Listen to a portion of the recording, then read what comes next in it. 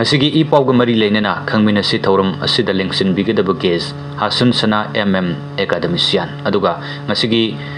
E ꯄꯥꯎꯒ ꯃꯔꯤ ꯂꯩꯅꯅ ꯈꯪꯃꯤꯟꯅꯁꯤ ꯊꯧꯔꯝ ꯑꯁꯤꯒꯤꯗꯃꯛꯇ ꯊꯝꯖꯔꯤꯕ ꯐꯣꯟ ꯅꯝꯕꯔ 8132880336 ꯍꯥꯏꯔꯤꯕ ꯅꯝꯕꯔ ꯑꯁꯤꯅꯤ ꯅꯝꯕꯔ ꯑꯁꯤꯗ ꯀꯣꯜ ꯇꯧꯕꯤꯔꯛꯂꯒ ꯏ ꯄꯥꯎꯒ ꯃꯔꯤ ꯂꯩꯅꯕ ꯋꯥꯐꯝꯁꯤꯡ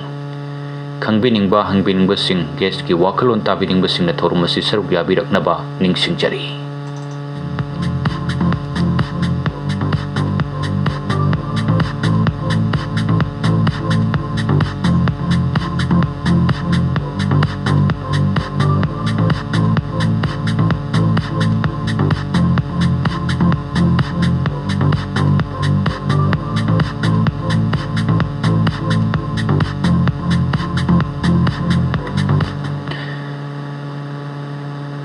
ꯊꯧꯔꯝ ꯇꯥꯕꯤꯔꯤꯕ ꯑꯃꯗꯤ ꯃꯤꯠꯌꯦꯡ ꯇꯥꯕꯤꯔꯤꯕꯁꯤꯡꯕꯨ ꯑꯍꯥꯟꯕꯃꯛꯇꯗ ꯏꯀꯥꯏ ꯈꯨꯝꯅꯖꯕꯒ ꯂꯣꯏꯅꯅ ꯇꯔꯥꯝꯅ ꯑꯣꯛꯆꯔꯤ ꯉꯁꯤꯒꯤ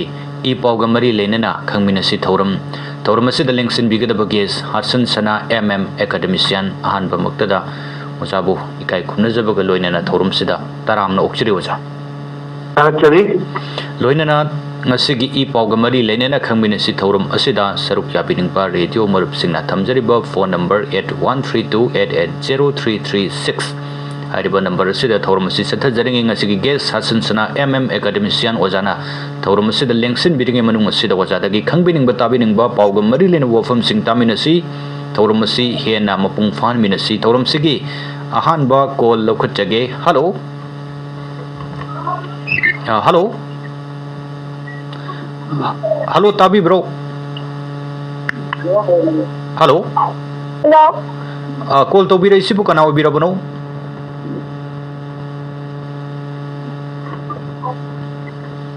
ꯀꯣꯜꯁꯤ ꯗꯤꯁꯀꯅꯦꯛ ꯇꯧꯈ꯭ꯔ ꯃꯥꯜꯂꯦ ꯏ ꯄꯥꯎꯒ ꯃꯔꯤ ꯂꯩꯅꯅ ꯊꯧꯔꯝ ꯁꯔꯨꯛ ꯌꯥꯕꯤꯅꯤꯡꯕ ꯑꯩꯈꯣꯏ ꯅꯧꯅ ꯁꯔꯨꯛ ꯌꯥꯕꯤꯅꯤꯡꯕ ꯍꯥꯟꯅ ꯅꯝꯕꯔꯁꯤ ꯈꯪꯕꯤꯔꯝꯗꯕꯁꯤꯡ ꯅꯝꯕꯔꯁꯤ ꯑꯃꯨꯛꯇꯪ ꯅꯤꯡꯁꯤꯡꯖꯔꯛꯀꯦ 8132880336 ꯍꯥꯏꯔꯤꯕ ꯅꯝꯕꯔ ꯑꯁꯤꯅꯤ ꯀꯣꯜ ꯂꯧꯈꯠꯆꯔꯤ ꯍꯜꯂꯣ ꯍꯜꯂꯣ ꯀꯣꯜ ꯇꯧꯕꯤꯔꯛꯂꯤꯕ ꯀꯅꯥ ꯑꯣꯏꯕꯤꯔꯕꯅꯣ ꯏ ꯄꯥꯎꯒꯤ ꯊꯧꯔꯝꯅꯤ ꯑꯩ ꯏꯟꯗꯤꯔꯥ ꯊꯣꯉꯥꯝ ꯗꯤꯁꯇ꯭ꯔꯤꯛ ꯊꯧꯕꯥꯜ ꯗꯤꯁꯇ꯭ꯔꯤꯛ ꯍꯣꯁꯇꯜ ꯃꯌꯥꯗꯒꯤ ꯍꯣꯏ ꯇꯔꯥꯝꯅ ꯑꯣꯛꯆꯔꯤ ꯁꯥꯔꯅꯤꯕꯨ ꯏꯀꯥꯏ ꯈꯨꯝꯅꯕ ꯑꯣꯏꯖꯔꯤ ꯑꯩꯅ ꯄꯨꯈꯠꯆꯒꯗꯕ ꯄꯥꯎꯁꯦ ꯃꯃꯥꯡ ꯑꯩꯈꯣꯏꯒꯤ ꯆꯤꯐ ꯃꯤꯅꯤꯁꯇꯔꯁꯦ ꯁꯤꯒꯤ ꯋꯥꯍꯩꯁꯤꯡꯁꯦ ꯈꯤꯇꯪ ꯅꯨꯡꯉꯥꯏꯕ ꯋꯥꯠꯄ ꯍꯥꯏꯖ ꯇꯥꯔꯦ ꯍꯣꯏ ꯀꯔꯤꯗꯅꯣ ꯅꯨꯡꯉꯥꯏꯕꯤꯗ꯭ꯔꯤꯁꯦ ꯑꯃꯨꯛꯇꯪ ꯑꯩ ꯅꯤꯡꯁꯤꯡꯕꯤꯌꯨ ꯍꯥꯏꯖꯔꯛꯀꯦ ꯃꯇꯝ ꯈꯔꯒꯤ ꯃꯃꯥꯡꯗꯁꯨ ꯃꯃꯥꯡ ꯁꯔꯀꯥꯔꯅ ꯐꯦꯟꯁꯤꯡ ꯈꯥꯔꯝꯗꯕꯗ ꯃꯈꯣꯏꯒꯤ ꯅꯍꯥꯔꯣꯟ ꯃꯌꯥꯝ ꯆꯪꯗꯅ ꯍꯧꯖꯤꯛ ꯀꯨꯀꯤꯒꯤ ꯃꯌꯥꯝ ꯆꯪꯉꯛꯇꯅ ꯂꯥꯟ ꯍꯧꯔꯦꯅ ꯍꯥꯏꯕ ꯑꯗꯨ ꯃꯃꯥꯡ ꯁꯔꯀꯥꯔꯗꯣ ꯐꯠꯇ꯭ꯔꯦꯅ ꯃꯉꯣꯟꯗ ꯁꯤꯟꯅꯖꯔꯕꯅꯤ ꯑꯗꯣ ꯃꯥꯅ ꯄꯥꯜꯂꯛꯏꯁꯦ ꯆꯍꯤ ꯑꯃ ꯑꯅꯤ ꯈꯛ ꯅꯠꯇꯦ ꯆꯍꯤ ꯇꯥꯝ ꯑꯃ ꯂꯣꯏꯈ꯭ꯔꯦ ꯇꯥꯝ ꯑꯃꯁꯨ ꯇꯪꯈꯥꯏ ꯆꯟꯁꯤꯜꯂꯛꯑꯦ ꯁꯤꯐꯧꯗ ꯌꯦꯡꯁꯤꯟꯕꯤꯗ꯭ꯔꯦ ꯑꯗꯒꯤ ꯍꯟꯗꯛꯅ ꯑꯃꯨꯛ ꯏꯔꯥꯡꯁꯤꯗ ꯚꯣꯠ ꯀꯥꯍꯧꯗ꯭ꯔꯕ ꯃꯤꯁꯤꯡꯅ ꯄ꯭ꯔꯖꯥꯁꯤꯡꯁꯤꯗ ꯏꯟꯁꯤꯜꯂꯒ ꯏꯔꯥꯡ ꯍꯧꯍꯜꯂꯦ ꯍꯥꯏꯗꯤ ꯚꯣꯠ ꯑꯣꯏꯒꯦꯔꯥ ꯀꯝꯄꯤꯇꯤꯁꯟ ꯍꯥꯏꯕꯁꯤ ꯑꯃ ꯑꯗꯨꯝ ꯇꯨꯍꯧꯒꯗꯕ ꯂꯩꯔꯦ ꯑꯗꯩꯗ ꯁꯤꯒꯨꯝꯕ ꯋꯥꯍꯩ ꯑꯅꯤꯁꯦ ꯁꯨꯝ ꯅꯨꯡꯉꯥꯏꯖꯗꯕ ꯍꯥꯏꯇꯥꯔꯦ ꯍꯥꯏꯗꯤ ꯂꯨꯆꯤꯡꯕ ꯑꯃ ꯑꯣꯏꯔꯒ ꯑꯗꯨꯒ ꯍꯧꯖꯤꯛꯁꯤꯅ ꯑꯃꯨꯛ ꯑꯩꯈꯣꯏꯒꯤ ꯃꯩꯇꯩ ꯍꯥꯏꯕ ꯖꯥꯇꯤꯁꯦ ꯀꯟꯅꯕꯒꯤꯗꯃꯛꯇ NRCCꯒ ꯑꯗꯨꯒ ꯑꯩꯈꯣꯏꯒꯤ STꯒ ꯁꯤꯁꯦ ꯃꯔꯨ ꯌꯥꯝ ꯑꯣꯏꯅ ꯍꯥꯏꯌꯦ ꯑꯗꯣ ꯁꯤꯒꯤ ꯃꯔꯝꯁꯤꯗ ꯑꯩꯈꯣꯏ ꯒꯦꯁꯇꯒꯤ ꯈꯤꯇꯪ ꯊꯥꯒꯠꯆꯔꯤ ꯑꯣꯖꯥꯗꯒꯤ ꯇꯥꯃꯤꯟꯅꯁꯤ ꯑꯣꯖꯥ ꯋꯥꯐꯝꯁꯤ ꯃꯇꯠ ꯑꯗꯨꯝ ꯈꯔ ꯌꯥꯝꯃꯦ ꯍꯥꯏꯇꯥꯔꯦ ꯑꯩꯈꯣꯏꯒꯤ ꯆꯤꯐ ꯃꯤꯅꯤꯁꯇꯔꯅ ꯍꯦꯛ ꯐꯣꯡꯗꯣꯛꯄꯤꯕ ꯋꯥꯐꯝ ꯃꯔꯨꯑꯣꯏꯅ ꯃꯃꯥꯡꯒꯤ ꯂꯩꯉꯥꯛꯁꯤꯡꯅ ꯑꯩꯈꯣꯏꯒꯤ ꯑꯗꯨꯝ ꯐꯣꯡꯗꯣꯛꯄꯤ ꯇꯠꯇꯅ ꯃꯃꯥꯡꯒꯤ ꯂꯩꯉꯥꯛꯅ ꯁꯣꯏꯔꯝꯕꯗꯒꯤ ꯍꯧꯖꯤꯛ ꯑꯣꯏꯔꯤꯕ ꯐꯤꯕꯝꯁꯤ ꯑꯣꯏꯕꯅꯤ ꯋꯥꯕꯅꯤ ꯍꯥꯏꯕꯒꯤ ꯋꯥꯐꯝ ꯃꯌꯥꯝ ꯑꯃ ꯑꯗꯨꯝ ꯐꯣꯡꯗꯣꯛꯄꯤ ꯑꯗꯨ ꯁꯤꯒꯨꯝꯕ ꯋꯥꯐꯝꯁꯤꯗ ꯍꯦꯛ ꯋꯥꯔꯧꯕꯒꯤ ꯋꯥꯐꯝꯅꯤ ꯑꯣꯖꯥ ꯈꯤꯇꯪ ꯑꯩꯈꯣꯏ ꯀꯣꯂꯔꯅ ꯊꯝꯕꯤꯔꯛꯏꯕꯁꯤ ꯃꯇꯥꯡꯁꯤꯗ ꯈꯤꯇꯪ ꯊꯝꯕꯤꯌꯨ ꯑꯣꯖꯥ ꯍꯣꯏ ꯑꯩꯈꯣꯏ ꯄꯣꯂꯤꯇꯤꯀꯦꯜ ꯄꯥꯔꯇꯤ ꯃꯁꯦꯜ inaba aduga makoi masel hunna bai sidi hana dai so dum to lai ana amakata wana tabda adu kadai thauba hai kanda ngasi asing thui ba thodo wathok mayam su thawda hana palamba lengak sing maru hulam da pona mane na do ai na dum hai ri ko aduna ngasai gi government ai sidi continuation process ni aduna handak wan ho bodu mathangi chahi da men sangadori mi mathangi tam da men sangadori mi aduna mamangi na tawbani ai khoi gi na tawbani na ka to madwai du da hai ngai leite aduga da kogi board ka ho da singna masi thogan bani na dragana sarkar na lewa ko le singna thogan bani ga na mayam ma masi hai basi sina suka gangu su kogi heta pajaba phaba kogi result number purakane na hai ya roi ago tawbatabu yamna maru wa person am katti kogi lewa ki issue ma thengna ba matamda kogi party bo ro aduga ke individual bo ro kanai pau ko thamoi seng na changsilli haiba dune yamna maru oi doise sumna tangi so sek ki damakta unna bagi damakta changsin ba na tagna kariguma mileage ma kariguma privilege ma lawna bai damakta changsin ba kongang oi ta de maduna ke dong su mai pa ko propungam mo ya aduna aikoina tawuro busi thamoi seng na isu ma na to isu ma thengna ba natraga karigumba aikogi leibak ki niangi thawgai ma puge na ai ta di ko tawoi seng na tawbon changi adu tawoi sengi seng de so di niam lo kangna ram ni na aikoina urana nai tabuk to da pontok to sen bai to tum di am lam na tamno pai asmai tam ta chari oja ko lo chari hello sir lesan biri bagia samadi thabu ahan mamak ta ikai khumna jari ko to oja san sana yamna mayek sumna ta ko yingang oja ni oja da gi enom tang khangjan da dai to pasigi pau si da yum pham moi da kan da ko pau ma khang ayu hang ka ge oja hoi ming lai pham dong tang hana khangan biu ai ulau lai ram lai kai da gi kilo tama lai sam sa akwai gi ngasi gi pau si da kha tara surak ba manipur gi lan khan gi ba modi na asam da lupa crore lising taraga matoi gi project sing changa khare adagi di uye ulum tang khare haire ko ada sal akwai yo da de na khangjan ni je akwai gi tau sano ba north east ta lai ba state sing je india gi manung da chali ba state ne ba asam oi gera nagaland oi gera mizoram oi gera arunachal oi gera tripura oi gera ko adu yam chawkhat thorang porak pai je akwai gi prime minister gi ju state gi ju akwai gi mangom da changchat lang na ba kainoni chawkhat thorang gi yam thai ba adai da akwai gi kha tara helak laba lan asida akwai gi miyeng je asam gi yam naksal le manipur ga sidai da ju manipur gi lan gi oi ba maram da wa thom man da thambiram da ba adagi adu ma leire ada antak sa ba akwai gi chief minister gi home minister unabagi khungchat sine adagi di prime minister na asam da la kan da manipur gi wa bu phongpok piram da basi gi nu oi ba sami oi ba khoi gi wa khalwan je oja hasan sana dagi kari oi pa yai ha ji oja mari chum nan da sum khangjan bo ja hoi masi toidong na masi khoi yam na ngni ngai di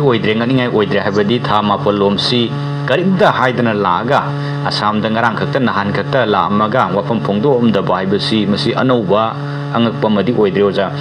asam gi tongan bu project mayam ama sangaram ba duga anouba khara mana ure puyung tamamba punna lupa crore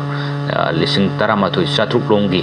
prime minister na laga north east ki wafam mayam ama adum pukhat piramba wafam mayam phongdo pirami adubu manipur gi wafam di karimata hana adum chap manana karimata phongdo piram da basi da manipur gi miyam si hiana pena da badune asam yoksal abanina manipur gi awanungai gi wani si kitang da oirabasu phongdo piram gadra haibagi wafam si asa si khajik mayam si dum tauna bani adubu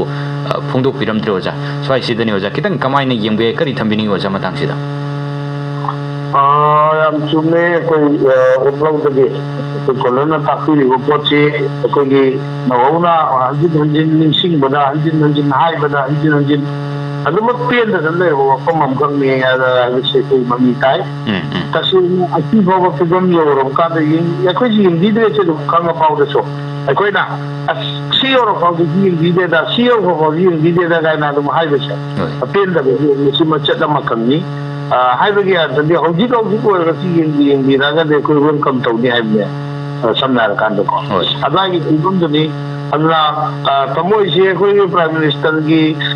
prime minister ꯑꯣꯏꯕ ꯑꯣꯏꯗꯕ ꯑꯗꯨꯒꯤ ꯋꯥꯐꯝꯁꯤ ꯍꯨꯟꯗꯣꯛꯈ꯭ꯔꯀꯥꯟꯗ ꯑꯩꯅ ꯋꯥꯐꯝ ꯑꯃꯈꯛ ꯊꯝꯖꯅꯤꯡꯉꯤꯗꯤ ꯃꯤꯑꯣꯏꯕ ꯑꯃ ꯑꯣꯏꯅ ꯌꯦꯡꯉꯕ ꯑꯩꯈꯣꯏꯒꯤ ꯄ꯭ꯔꯥꯏꯝ ꯃꯤꯅꯤꯁꯇꯔꯁꯤ ꯑꯩꯈꯣꯏꯒꯤ ꯄ꯭ꯔꯥꯏꯝ ꯃꯤꯅꯤꯁꯇꯔ ꯅꯠꯇꯕꯤꯗ ꯑꯗꯣ ꯃꯤꯑꯣꯏꯕ ꯑꯃ ꯑꯣꯏꯅꯁꯨ ꯃꯥꯒꯤ ꯊꯃꯣꯏꯁꯤ ꯀꯔꯝꯕ ꯊꯃꯣꯏ ꯄꯥꯟꯈ꯭ꯔꯒꯦ ꯁꯤꯅꯤꯗ ꯌꯥꯝ ꯁꯣꯟꯊꯔꯛꯑꯀꯥꯟꯗ ꯑꯩꯅ ꯍꯪꯅꯤꯡꯉꯤꯁꯤ ꯍꯥꯏꯗꯤ ꯄ꯭ꯔꯥꯏꯝ ꯃꯤꯅꯤꯁꯇꯔꯒꯤ ꯄꯥꯋꯔ ꯁꯤꯖꯤꯟꯅꯔꯒ ꯑꯗꯨ ꯑꯗꯥ ꯇꯧꯕꯩ ꯋꯥ ꯅꯠꯇꯕ ꯃꯤꯑꯣꯏꯕ ꯑꯃ ꯑꯣꯏꯅ ꯑꯗꯨꯒ ꯁꯣꯝꯗ ꯒꯖꯥꯗ ꯄꯦꯂꯦꯁꯇꯥꯏꯟꯗ ꯏꯖꯔꯥꯏꯜꯗ ꯊꯣꯛꯏꯕ ꯊꯧꯗꯣꯛ ꯋꯥꯊꯣꯛꯁꯤ ꯏꯃꯣꯁꯅꯦꯜꯂꯤ ꯃꯇꯦꯡ ꯄꯥꯡꯕꯗꯤ ꯂꯥꯏꯗꯅ ꯄꯣꯠ ꯆꯩ ꯐꯥꯎꯕ ꯊꯤꯜꯍꯟꯗꯅ ꯈꯣꯠꯍꯟꯗꯅ ꯇꯧꯔꯤꯗꯅꯀꯣ ꯑꯗꯨ ꯑꯩꯒꯤ ꯌꯨꯝꯊꯪꯅꯕꯗ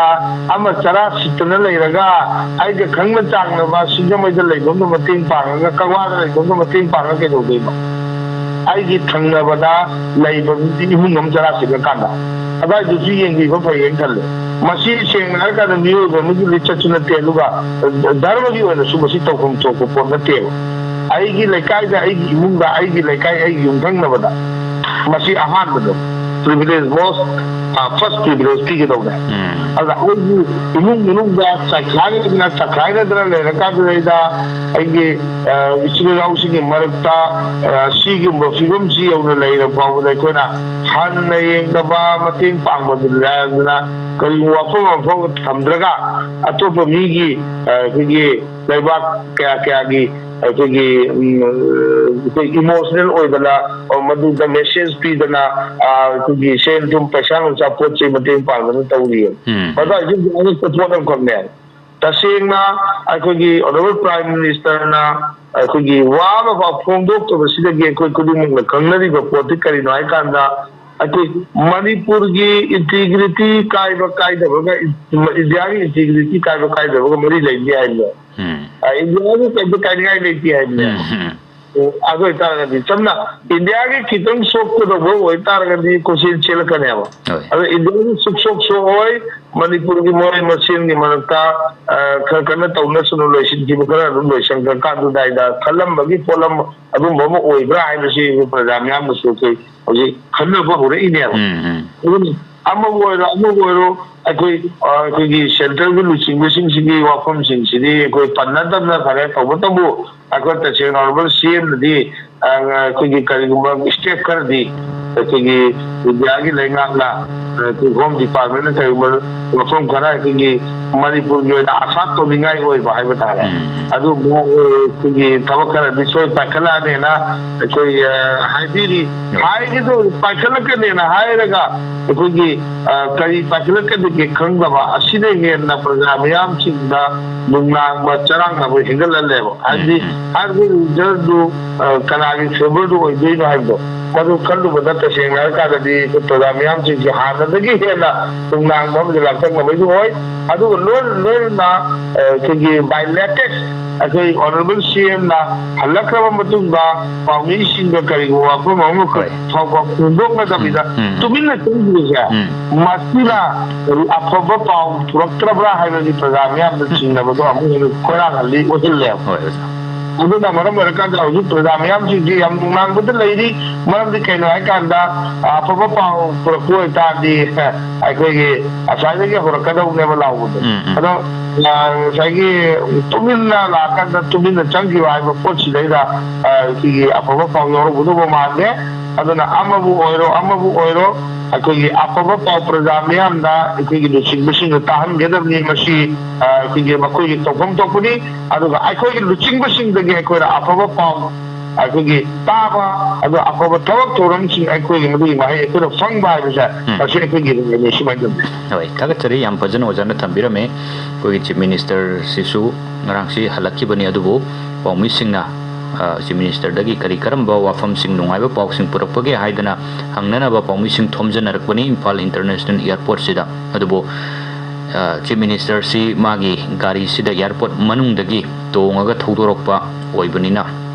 madugi karigum wafam mata phongdo amdre haibani masina takpadi kitang miyam sida nungaiba paw ma ipuporoktrabra nahan budi social media da kharabudi Chief Minister na phongdo pirgasu center na su Manipur ki matang sida kumna khanaba leire haibagi wafam kharasu dum phongdo piri adugo ngarang karigumok phongdok piramdabasina takpadi karigumba kharadi leirabara yamna nakhai ising singdaba pausi inung nungai tabra haibagi wafam chingnaba adumasu lei aduga amaromda amok masi adugi natabida koi mamang takta Chief Minister na Amit Shah unaruga hek halakpaga airport hek paudam basida mamang da Chief Minister si hek mayamna saungnabagi wafam mayam legi chingdana Amit Shah na ngakpa tamdana CM na ina ngakpa haibagi wafam phongdok pikibasida mayam si saunakibba mayam lei aduna thok halakpa sat phongdok bujisu kitang effect lakadra haibagi adumda phongdok tabu enbasu ai adugo Chief Minister ki chimbal dagi kari karambo wafam nungai ba pawma kari karambo bong lakpuge habidudi ko jingmina ba ngaimina ba tari mathangi call lokachage hello call to birakli ba kana obirabano hello call to birakli sibo kana obirabano Langthaban dagi inausa Langthaban dagi inausa taram noksari good morning ang karon expert ko aina phongdok chani di Hojik se Manipur ki MLA Mantri Singdi Central Force amasung State Force ani sangdana buji pawsi phajana ngak sele kuki gi su Central Force sing si tawdana thajandana mo gi su full proof security oire Mantri Mando MLA full proof security oire mo gi di adun latna kuki singi di yum mai sa khraba kaya mi le natraba phawda State amatong Central Force ani sangdana adum yum bawanga I aduna Manipur Maitai Singidi yum amasung Praja Singi ngana ba Manipur Sarkar amadi Central anina imai ben singi mamitai tarbu mapise ngakpi usembi abso jipok tabidana lai haina lawi aduna Maitai kannaba Maitai landhum property ngana ba mapi mapa oiba sarkar amana puji phawba tawde hena khanjai masaida adu more dadi yam phajana adum akoi gi state force na yam phajana more da Maitai singi yung kai adu property yam phajana ngak seli more gi duna ado hojik tawre hari gi sisu moina namtharaga lambagi taipta adu su matam chana more gi disu adumai tawdiramagadi yum mai kai cham da bayai adumaso ada ina khanjani di sarkar sina kuki gi di sakraba yum bo yang ngae Maitai gi imai bi sina security force kitang state ki force kitang thambiyo habada tabi dadana irang e holga amani he thamba manga to thamba bi ka thamba almai to dana hojik se ngakwa senbai thabak se kuki na tawba thabak se imai bien ga khungangi praja na ngaktana leire aduna saka sina kai ma thabak amata tawba IDP na ba tawba leite na khanjai adada expert ki mota saka sina Maitai Singsigi landhum property life se khunga aidu pini phirgi jaga sigi khuji phawba laukhat pasim asobu mami ma taba ude na khanjai masida expert ki mot kitang tajaninba tagachari oja dagi taminasi oja koi gi lengak sina karama kai di khonai security central gi thami adu state ki su adum thami aduna masimak nadi hekta irang sin lusilabra natragana nongmai ka pachile phan bangam mabra aduga yung kai landhum mayam si 100% loinamuk hekta ngak selaba senba ngamabra haibadumukti hujimaki di oidri karamakai di adum ngak seli haibu adum irang di adum kara adum thoi misimina adum marang marakta thoi aduna suguma phiom leibasida lengak sina honari basida kitang apen ba pokta bagi wafam duni oja thambiraki wafam sida lengak na toriba mayam sing sida tasing har kadi peran mo kedom le moy daiwa lengak na tanagum ni khuding mukti gamoy peran mo mo to gutu pen da bahai bodu na tongan samura kanda to godo ba duty towards the human duty towards our people si khangba masu matau tari yala ma mukta da ko gi politicians sing to sing dong sing la madu mahana kang bada matau tari na tar ka di kui patum kusila ko matam sang ko tamda minum lo mayam lakko sile cham kan aduga adugi center gi miyoi singna lamdam sigi miyoi singda kari di chali haibudi khoi na sai mamang da hai ki bugum na koi ka kana panjaning de aduga loina na center gi kari latest oiba development kari la ibagi haibasi tasena ngasi di khargi makai di loina khangna ba hai kalli madagi matung do ine koi tamjaningi marni te no ka na si am kan hona ba matam da kitan ku ba bo fangida ba adugi photo dengila koi lai ni bani aduna ama bo ama ba no ni si dai da center gi yakami ka to o center ka koi bu khalami si sumai na khalami ko haibase na si koi han na khalai go po si dai oi dai bra na traga ano ba to sugar khalam da bu oi do ri bra ai ba pot ni pero mata si dai to gong jaba lor ga ina tham jaw ni ko la ngam ko ti kai na ka na ko BJP sina tongan ba thabak thoram scheme sing project sing aru tongan thoram sing maming thon do ya se thon to le se ko khring ba no no ba ai ko sun na ka da ko gi chingong kam dong ba hal man chang sing ko gi khang ai sing hai ba da so do mangai le ai ko gi cookie sing da su to na ba gi ma ko da ko gi kari gumba ko gi qualify ro su to ni ne gi su to na ko gi criteria ro mo da kari gi ramak makoi si extremist lai ba ki mayoka lal ho ba group ama natte adu na mo ra kan level to mayoka lal ho de o mai ka pe adu na makoi se extremist na lo ra ka du dai da ceasefire na koi tauna ga na makoi ga tauna ba ya de ta se na makoi na pa bi ceasefire tauna du le ba pa bi adu ga ngai na tauning ko ta tau ba ya ba do ma dai du to ba ta bu ceasefire ba ba ya da ba ni na ai koi bukan main tahu deh, aku mami mengundua ga, ceasefire ke cap mana pa, suai pa poci kaminya. Kali kita itu ceasefire kambay ada ni na suai na kaminya ba. Adra aku ki alam tamsi ki prajapang masing na ceasefire kambay. Ceasefire kambay mo ta maca bakal lori kita udah. Pakai aja dalam betul. Aku ki aku pakai aja berfoto. Aduh laura tu ni dah aku ki tahu di sini. Adra aku ki suai pa poci su. Cap mana pa ceasefire duni. Aduga aku ki masih marum de toning ba kaya tahu ba ya le. Anda ki lal maksud kasi na hari si makoi ikut yang jauh ni yawi. Kasi na makoi ikut ni yawi dari asih bawa tam singa mulai. Ayo wafum si ketahui. Taga jadi uja call lo kan jage hello. Good morning sir. Good morning. Ko na oi biro bono. Saturang kuat memang lekar begini. Jam sang kita. Ming du kitang mayek siang hodre. Saturang kuat memang lekar begini. Jam sang kita. Phone si loud speaker on to bibro. On to jare. Oi off to biro ga. Hai biro. Sa rai na Tanzania wafam si. Koi Assam da Modi Prime Minister lakira men haira du aku isu lakna basi waton to bui ai aduga kasmata bada dim khoi gi matam di moi si panak ta lai gosa adu khoi nan thamdani ofam di sar ma da ko ju waton to ga ma ji kauraga manipur gi sahi tha mapan hela basi kaim haibi da na mana tu min na lesali si waton to gi ga di lakadra na sa hinda badu sa patgi guest gi sau samsi warun ta jani musa hoi thagachari ekoi unana ba dana koi MLA mayam amana lumdana yam wana lalsi horakpa adam ikui kuidringai da yam kanna hona kiba mayam am lai adu unabagi tanja si IPP da bida lai kiba mayam am lai waja haibiri wafam si we Assam da la iba sumai to utana koi gi Manipur da so dum election gi maya da kari do obtar ga di panglak lam ba su ya dubu hojik lai ri irang sida lakpidre masi tasing na baton ga taurga di lakadra haibadu ni oja kamai na thambi ni oja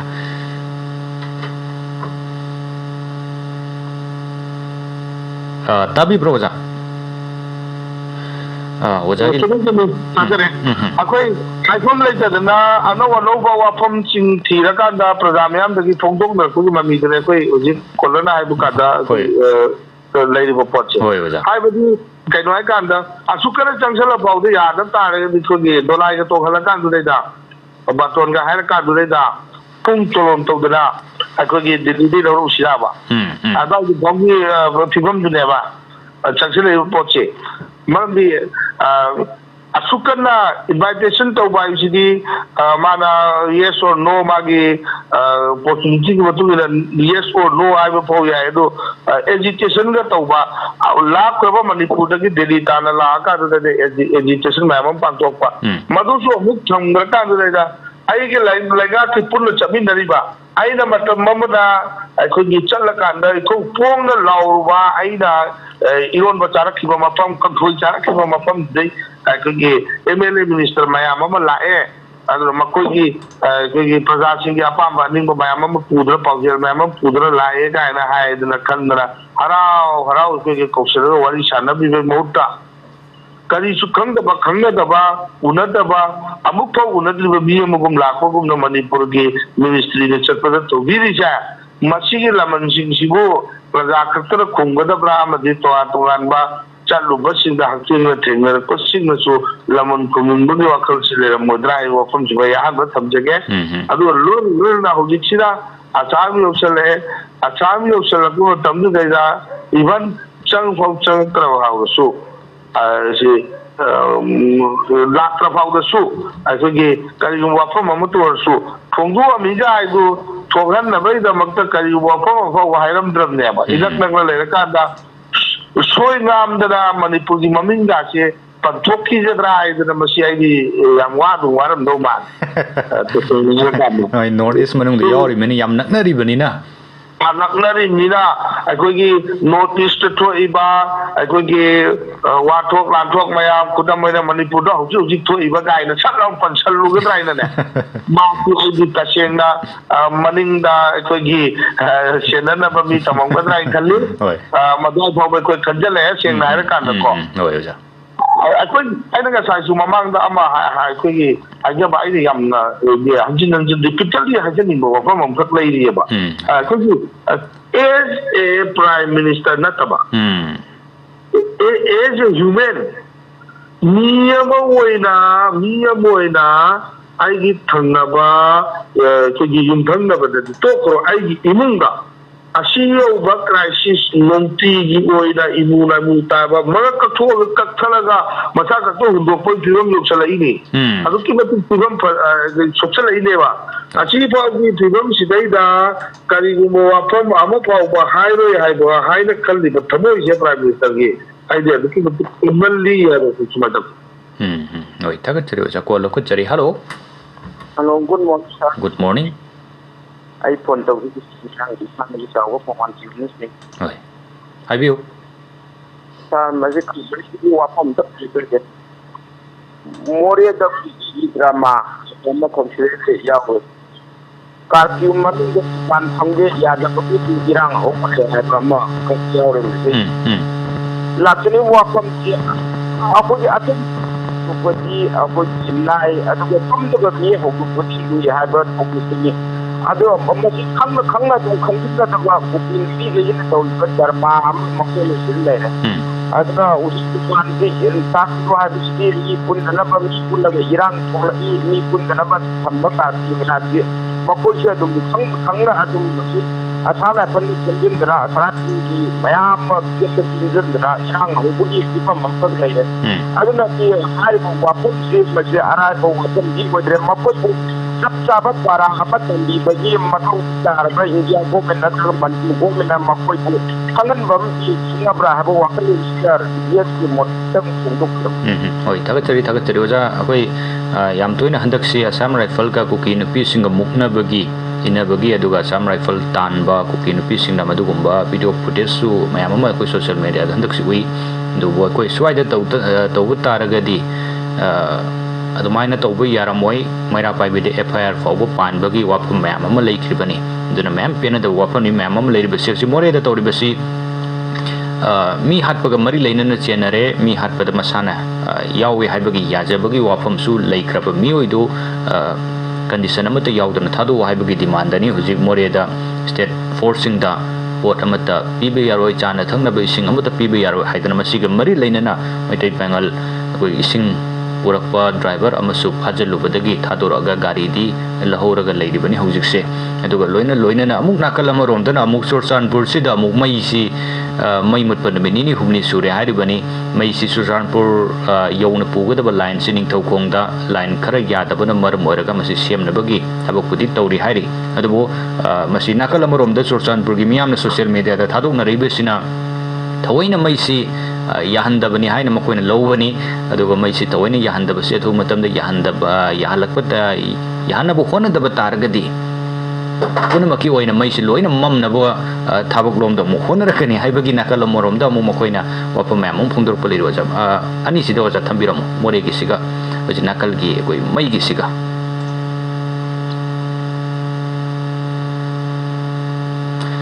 ओजागी line से ओजा ताबिब्रा अखोई मोरे की बु ओइरो अखोई मई की बु ओइरो अखोई सिदा अखोई हक्थेंगना अखोई प्रजा मियांगी अवाब सिदैदा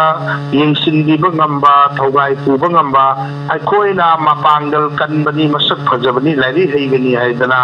अखोई की तोबीरकनेना खंदना थागतखिबा मयाम सिंगो हौजिकति सकलोन ओन करे अदुगा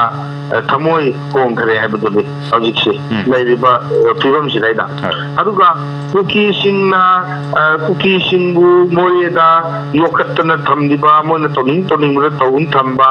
मदवाई तंजादुसु अखोइना थमजरी वाफमदि कुकी सिंगसे करिगिदमक्ता कुकी मणिपुरदा लाखिबरामदि करिगिदमक्ता कनाना प्रिजर्व तौरकांदुदैदा मखोइबु प्रोटेक्टेड ओइना मखोइसि थमदिबरोइसे अखोइदा हजिला हाइदर उदगसु इथों खोंगु पोटा रुखंगरबा पोट नातनेबा अदुबु प्रजा मियांगी इहोवमदि इखोइगे मणिपुरगी लैंग्वाकी इहोना कन्मनबदगी तौदयादब खरा तौरकपदुदनेबा सामे फल हदोगादा तौरइसे मोनसो पोटो अदो अखोइगे चमिनबा याबा अखोइगे लेमिनबा याबा अखोइना हाइरिगे यागदबो कोइ लेहौरो अदुगा अस्तैगी हनबीगो गाना हाइबा अदगी स्टेट की फोर्स सिंगजिबो स्टेट की फोर्स संग यारे अदो अमेरिका दे कौजारी ब्रामा मणिपुर की स्टेट की फोर्स दा मणिपुर की काचिन कोया ना पसिबो स्टेट सब्जेक्ट नतना अमेरिका दे रशिया दे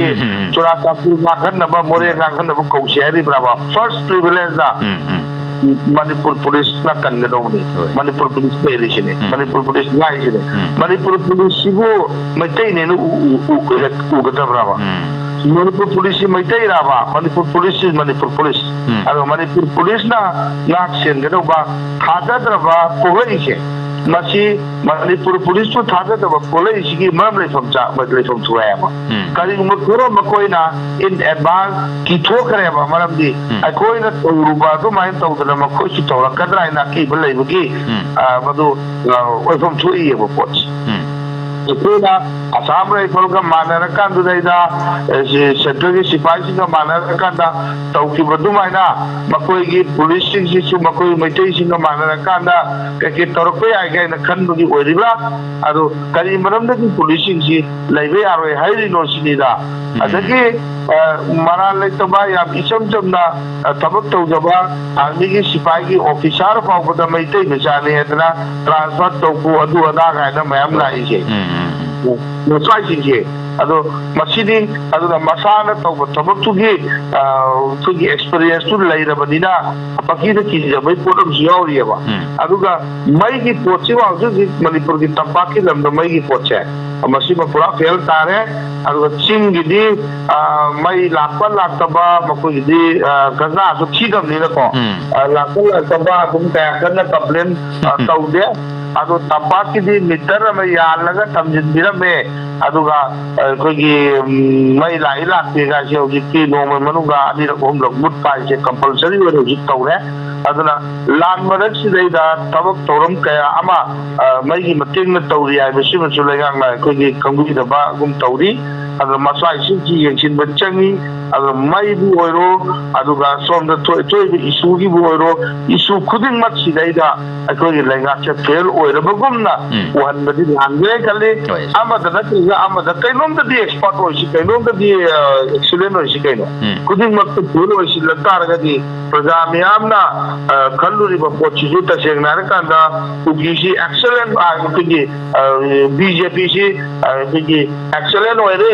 ꯑꯐꯕ ꯊꯕꯛ ꯌꯥꯝ ꯇꯧꯔꯦ ꯀꯥꯏꯅ ꯃꯉꯣꯟꯗ ꯑꯩꯈꯣꯏꯒꯤ ꯑꯍꯥꯟꯕ ꯑꯣꯏꯅ ꯚꯣꯠ ꯄꯤꯁꯤꯜꯂꯨꯕ ꯅꯠꯇꯦ ꯃꯉꯣꯟꯗ ꯚꯣꯠ ꯊꯥꯗꯔꯨꯕ ꯅꯠꯇꯦ ꯁꯤꯃ ꯑꯩꯈꯣꯏꯒꯤ BJPꯗ ꯂꯩꯕꯤꯔꯤꯕ ꯀꯔꯃꯤꯁꯤꯡꯅꯁꯨ ꯍꯧꯖꯤꯛ ꯈꯪꯕꯤꯕ ꯆꯪꯉꯤ ꯁꯦꯟꯇꯔꯗ ꯃꯣꯏꯒ ꯃꯥꯟꯅꯕ ꯁꯔꯀꯥꯔ ꯑꯃ ꯂꯩꯔꯕꯅꯤꯅ ꯁꯣꯝꯗꯁꯨ BJPꯗ ꯄꯤꯍꯧꯕ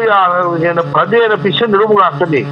ꯑꯌꯥꯝꯕꯅ BJP ꯅꯨꯡꯁꯤꯕ BJPꯒꯤ ꯃꯒꯨꯟ ꯈꯪꯅ ꯃꯈꯣꯏ ꯐꯩꯌꯦꯅ ꯄꯤꯕ ꯌꯥꯎꯗꯦꯕ ꯑꯗꯨꯋꯥꯏꯗꯨꯒꯤ ꯇꯟꯖꯥꯗꯨ ꯂꯧꯔꯀꯥꯟꯗꯨꯗ ꯆꯍꯤ 5-10ꯒꯤ ꯇꯟꯖꯥꯁꯤ ꯂꯧꯔꯀꯥꯟꯗ ꯃꯈꯣꯏꯒꯤ ꯁ꯭ꯇꯦꯇꯁ ꯑꯞꯗꯦꯠ ꯇꯧꯊꯣꯛꯑꯀꯥꯟꯗꯨꯗ ꯃꯈꯣꯏꯒꯤ ꯁꯛꯇꯝꯁꯤ ꯑꯞꯗꯦꯠ ꯇꯧꯊꯣꯛꯑꯒ ꯃꯇꯨꯡ ꯂꯥꯛꯄ ꯏꯂꯦꯛꯁꯟꯁꯤꯗꯁꯨ ꯃꯥꯏ ꯄꯥꯛꯅꯕ ꯍꯣꯠꯅꯕꯒꯤ ꯃꯍꯨꯠꯇ ꯃꯈꯣꯏꯒꯤ ꯍꯥꯟꯅꯗꯨꯗ ꯑꯗꯨꯝ ꯂꯩꯕ ꯐꯤꯕꯝꯗꯨꯗꯗꯤ ꯑꯁꯣꯏꯕ ꯃꯌꯥꯝ ꯑꯃ ꯂꯥꯛꯀꯅꯤ ꯈꯜꯂꯤ ꯑꯩꯈꯣꯏꯒꯤ ꯃꯅꯤꯄꯨꯔꯗ ꯂꯩꯔꯤꯕ BJPꯒꯤ ꯀꯔꯃꯤꯁꯤꯡꯁꯤꯅ ꯃꯅꯤꯄꯨꯔꯗ BJP ꯂꯩꯉꯥꯛꯅ ꯁꯨꯃꯥꯏꯅ ꯇꯧꯔꯦ ꯁꯦꯟꯇꯔꯅ ꯁꯨꯃꯥꯏꯅ ꯇꯧꯔꯦꯅ ꯑꯐꯕ ꯃꯌꯥꯝ ꯊꯥꯒꯠꯄꯗꯨꯅꯗꯤ ꯑꯣꯏꯕ ꯌꯥꯔꯣꯏ ꯄ꯭ꯔꯖꯥ ꯃꯌꯥꯝꯁꯨ ꯃꯤꯠ ꯄꯥꯜꯂꯤ ꯂꯣꯏ ꯎꯔꯤꯅꯤ ꯁꯨꯃꯥꯏꯅ ꯇꯧꯖꯩ ꯍꯣꯏ ꯊꯥꯒꯠꯆꯔꯤ ꯑꯣꯖꯥ ꯀꯣꯜ ꯂꯧꯈꯠꯆꯔꯤ hello Good morning, sir. Good morning call ꯇꯧꯕꯤꯔꯛꯂꯤꯕ ꯀꯅꯥ ꯑꯣꯏꯕꯤꯔꯕꯅꯣ I want to from Lagay my bums not a minute, sir. ꯍꯣꯏ ꯇꯔꯥꯝꯅ ꯑꯣꯛꯆꯔꯤ ꯄꯥꯎꯒ ꯃꯔꯤ ꯂꯩꯅꯕ ꯀꯔꯤ ꯍꯥꯏꯕꯤꯅꯤꯡꯕ ꯄꯨꯈꯠꯄꯤꯅꯤꯡꯕ ꯂꯩꯕꯤ ꯑꯗꯨ ꯁꯥꯔ ꯑꯩꯅ ꯉꯁꯤ ꯍꯥꯏꯖꯅꯤꯡꯉꯤꯁꯦ ꯑꯩꯈꯣꯏꯒꯤ ꯄꯥꯕꯨꯡ ꯕꯤꯔꯦꯟ ꯆꯤꯐ ꯃꯤꯅꯤꯁꯇꯔ ꯍꯥꯏꯇꯥꯔꯦꯀꯣ ꯑꯗꯨ ꯃꯥꯅ ꯗꯦꯜꯂꯤꯗ ꯆꯠꯂꯦ ꯑꯗꯨꯒ ꯅꯨꯡꯉꯥꯏꯕ ꯄꯥꯎꯕꯨ ꯄꯣꯔꯛꯏꯔꯥ ꯅꯨꯡꯉꯥꯏꯇꯕ ꯄꯥꯎꯕꯨ ꯄꯨꯕꯤꯔꯛꯏꯕꯔꯥ ꯍꯣꯏ ꯃꯃꯥꯡꯗꯁꯨ ꯅꯨꯡꯉꯥꯏꯕ ꯄꯥꯎ ꯃꯌꯥꯝ ꯄꯣꯔꯛꯑꯦ ꯍꯥꯏꯇꯥꯔꯦ ꯍꯧꯖꯤꯛꯁꯦ ꯑꯗꯨꯒ ꯑꯩꯈꯣꯏ ꯃꯅꯤꯄꯨꯔ ꯄ꯭ꯔꯖꯥ ꯃꯤꯌꯥꯝꯁꯦ ꯑꯁꯨꯛꯀꯤ ꯃꯇꯤꯛ ꯋꯥꯔꯦ ꯍꯥꯏꯕꯁꯦ ꯈꯪꯕꯤꯔꯤꯕꯅꯤ ꯑꯗꯨꯒ ꯄꯥꯎꯁꯨ ꯑꯩꯈꯣꯏ ꯃꯌꯦꯛ ꯌꯥꯝ ꯁꯦꯡꯅ ꯇꯥꯖꯅꯤꯡꯉꯦꯕ ꯁꯥꯔ ꯌꯥꯝ ꯁꯦꯡꯅ ꯇꯥꯖꯅꯤꯡꯉꯤ ꯑꯍꯜ ꯑꯣꯏꯔో ꯑꯉꯥꯡ ꯑꯣꯏꯔో ꯑꯗꯨꯒꯤ ꯄꯥꯎꯁꯦ ꯌꯥꯝ ꯇꯥꯖꯅꯤꯡꯕ ꯑꯗꯨꯒ ꯑꯃꯤꯠ ꯁꯥꯍꯗꯤ ꯍꯟꯖꯤꯜ ꯎꯅꯔꯦ ꯑꯗꯨꯒ ꯅꯔꯦꯟꯗ꯭ꯔ ꯃꯣꯗꯤꯁꯦ ꯎꯅꯕꯁꯦ ꯍꯧꯖꯤꯛ ꯐꯥꯎꯕ ꯉꯝꯗ꯭ꯔꯤꯕꯔꯥ ꯉꯝꯃꯤꯕꯔꯥ ꯁꯤꯒꯤꯁꯦ ꯌꯥꯝꯅ ꯇꯥꯖꯅꯤꯡꯉꯦ ꯁꯥꯔ ꯊꯝꯖꯔꯒꯦ ꯁꯥꯔ ꯍꯣꯏ ꯊꯥꯒꯠꯆꯔꯤ ꯑꯣꯖꯥ ꯄꯨꯈꯠꯄꯤꯔꯝꯕ ꯋꯥꯐꯝꯁꯦ ꯑꯗꯨꯝ ꯍꯥꯏꯐꯦꯠ ꯉꯁꯥꯏꯒꯤꯗꯨꯒ ꯑꯗꯨꯝ ꯃꯥꯟꯅꯕꯗꯨꯅꯤ ꯋꯥꯐꯝꯁꯤ ꯃꯤꯅꯤꯁꯇꯔꯅ ꯀꯩꯝꯇ ꯐꯣꯡꯗꯣꯛꯄꯤꯔꯝꯗꯕ ꯑꯗꯨꯒ ꯄ꯭ꯔꯥꯏꯝ ꯃꯤꯅꯤꯁꯇꯔ ꯎꯅꯅꯕ ꯍꯣꯠꯅꯕꯁꯤ ꯐꯪꯗꯕꯒꯤꯔ ꯉꯝꯗꯕꯔꯥ ꯍꯥꯏꯕꯗꯨꯅꯤ ꯍꯣꯝ ꯃꯤꯅꯤꯁꯇꯔꯕꯨꯗꯤ ꯑꯗꯨꯝ ꯎꯅꯗꯅ ꯂꯩꯕꯅꯤ ꯃꯃꯥꯡꯗꯁꯨ ꯑꯗꯨꯝ ꯎꯅꯩ ꯉꯔꯥꯡ ꯅꯍꯥꯟꯗꯁꯨ ꯑꯗꯨꯝ ꯎꯅꯔꯨꯔꯒ ꯍꯜꯂꯛꯏ ꯁ꯭ꯋꯥꯏꯁꯤꯗ ꯈꯤꯇꯪ ꯇꯦꯟꯇꯛꯅ ꯑꯗꯨꯝ ꯊꯝꯕꯤꯔꯝꯃꯣ ꯑꯣꯖꯥ ꯇ꯭ꯋꯤꯇꯔꯗ ꯊꯥꯒꯠꯂꯛꯄ ꯑꯗꯨꯃꯥꯏꯅ ꯇꯧꯗꯅ ꯑꯩꯈꯣꯏꯒꯤ ꯃꯅꯤꯄꯨꯔ ꯌꯧꯔꯛꯑꯒꯁꯨ ꯏ ꯄꯥꯎꯒꯤ ꯀꯥꯡꯕꯨꯒ ꯎꯅꯕꯗ ꯀꯩꯒꯨꯝꯕ ꯈꯔ ꯐꯣꯡꯗꯣꯛꯑꯝꯃꯗꯤ ꯄ꯭ꯔꯖꯥ ꯃꯌꯥꯝꯒꯤ ꯅꯨꯡꯅꯥꯡꯕꯗ ꯈꯤꯇꯪ ꯀꯣꯛꯀꯗꯕ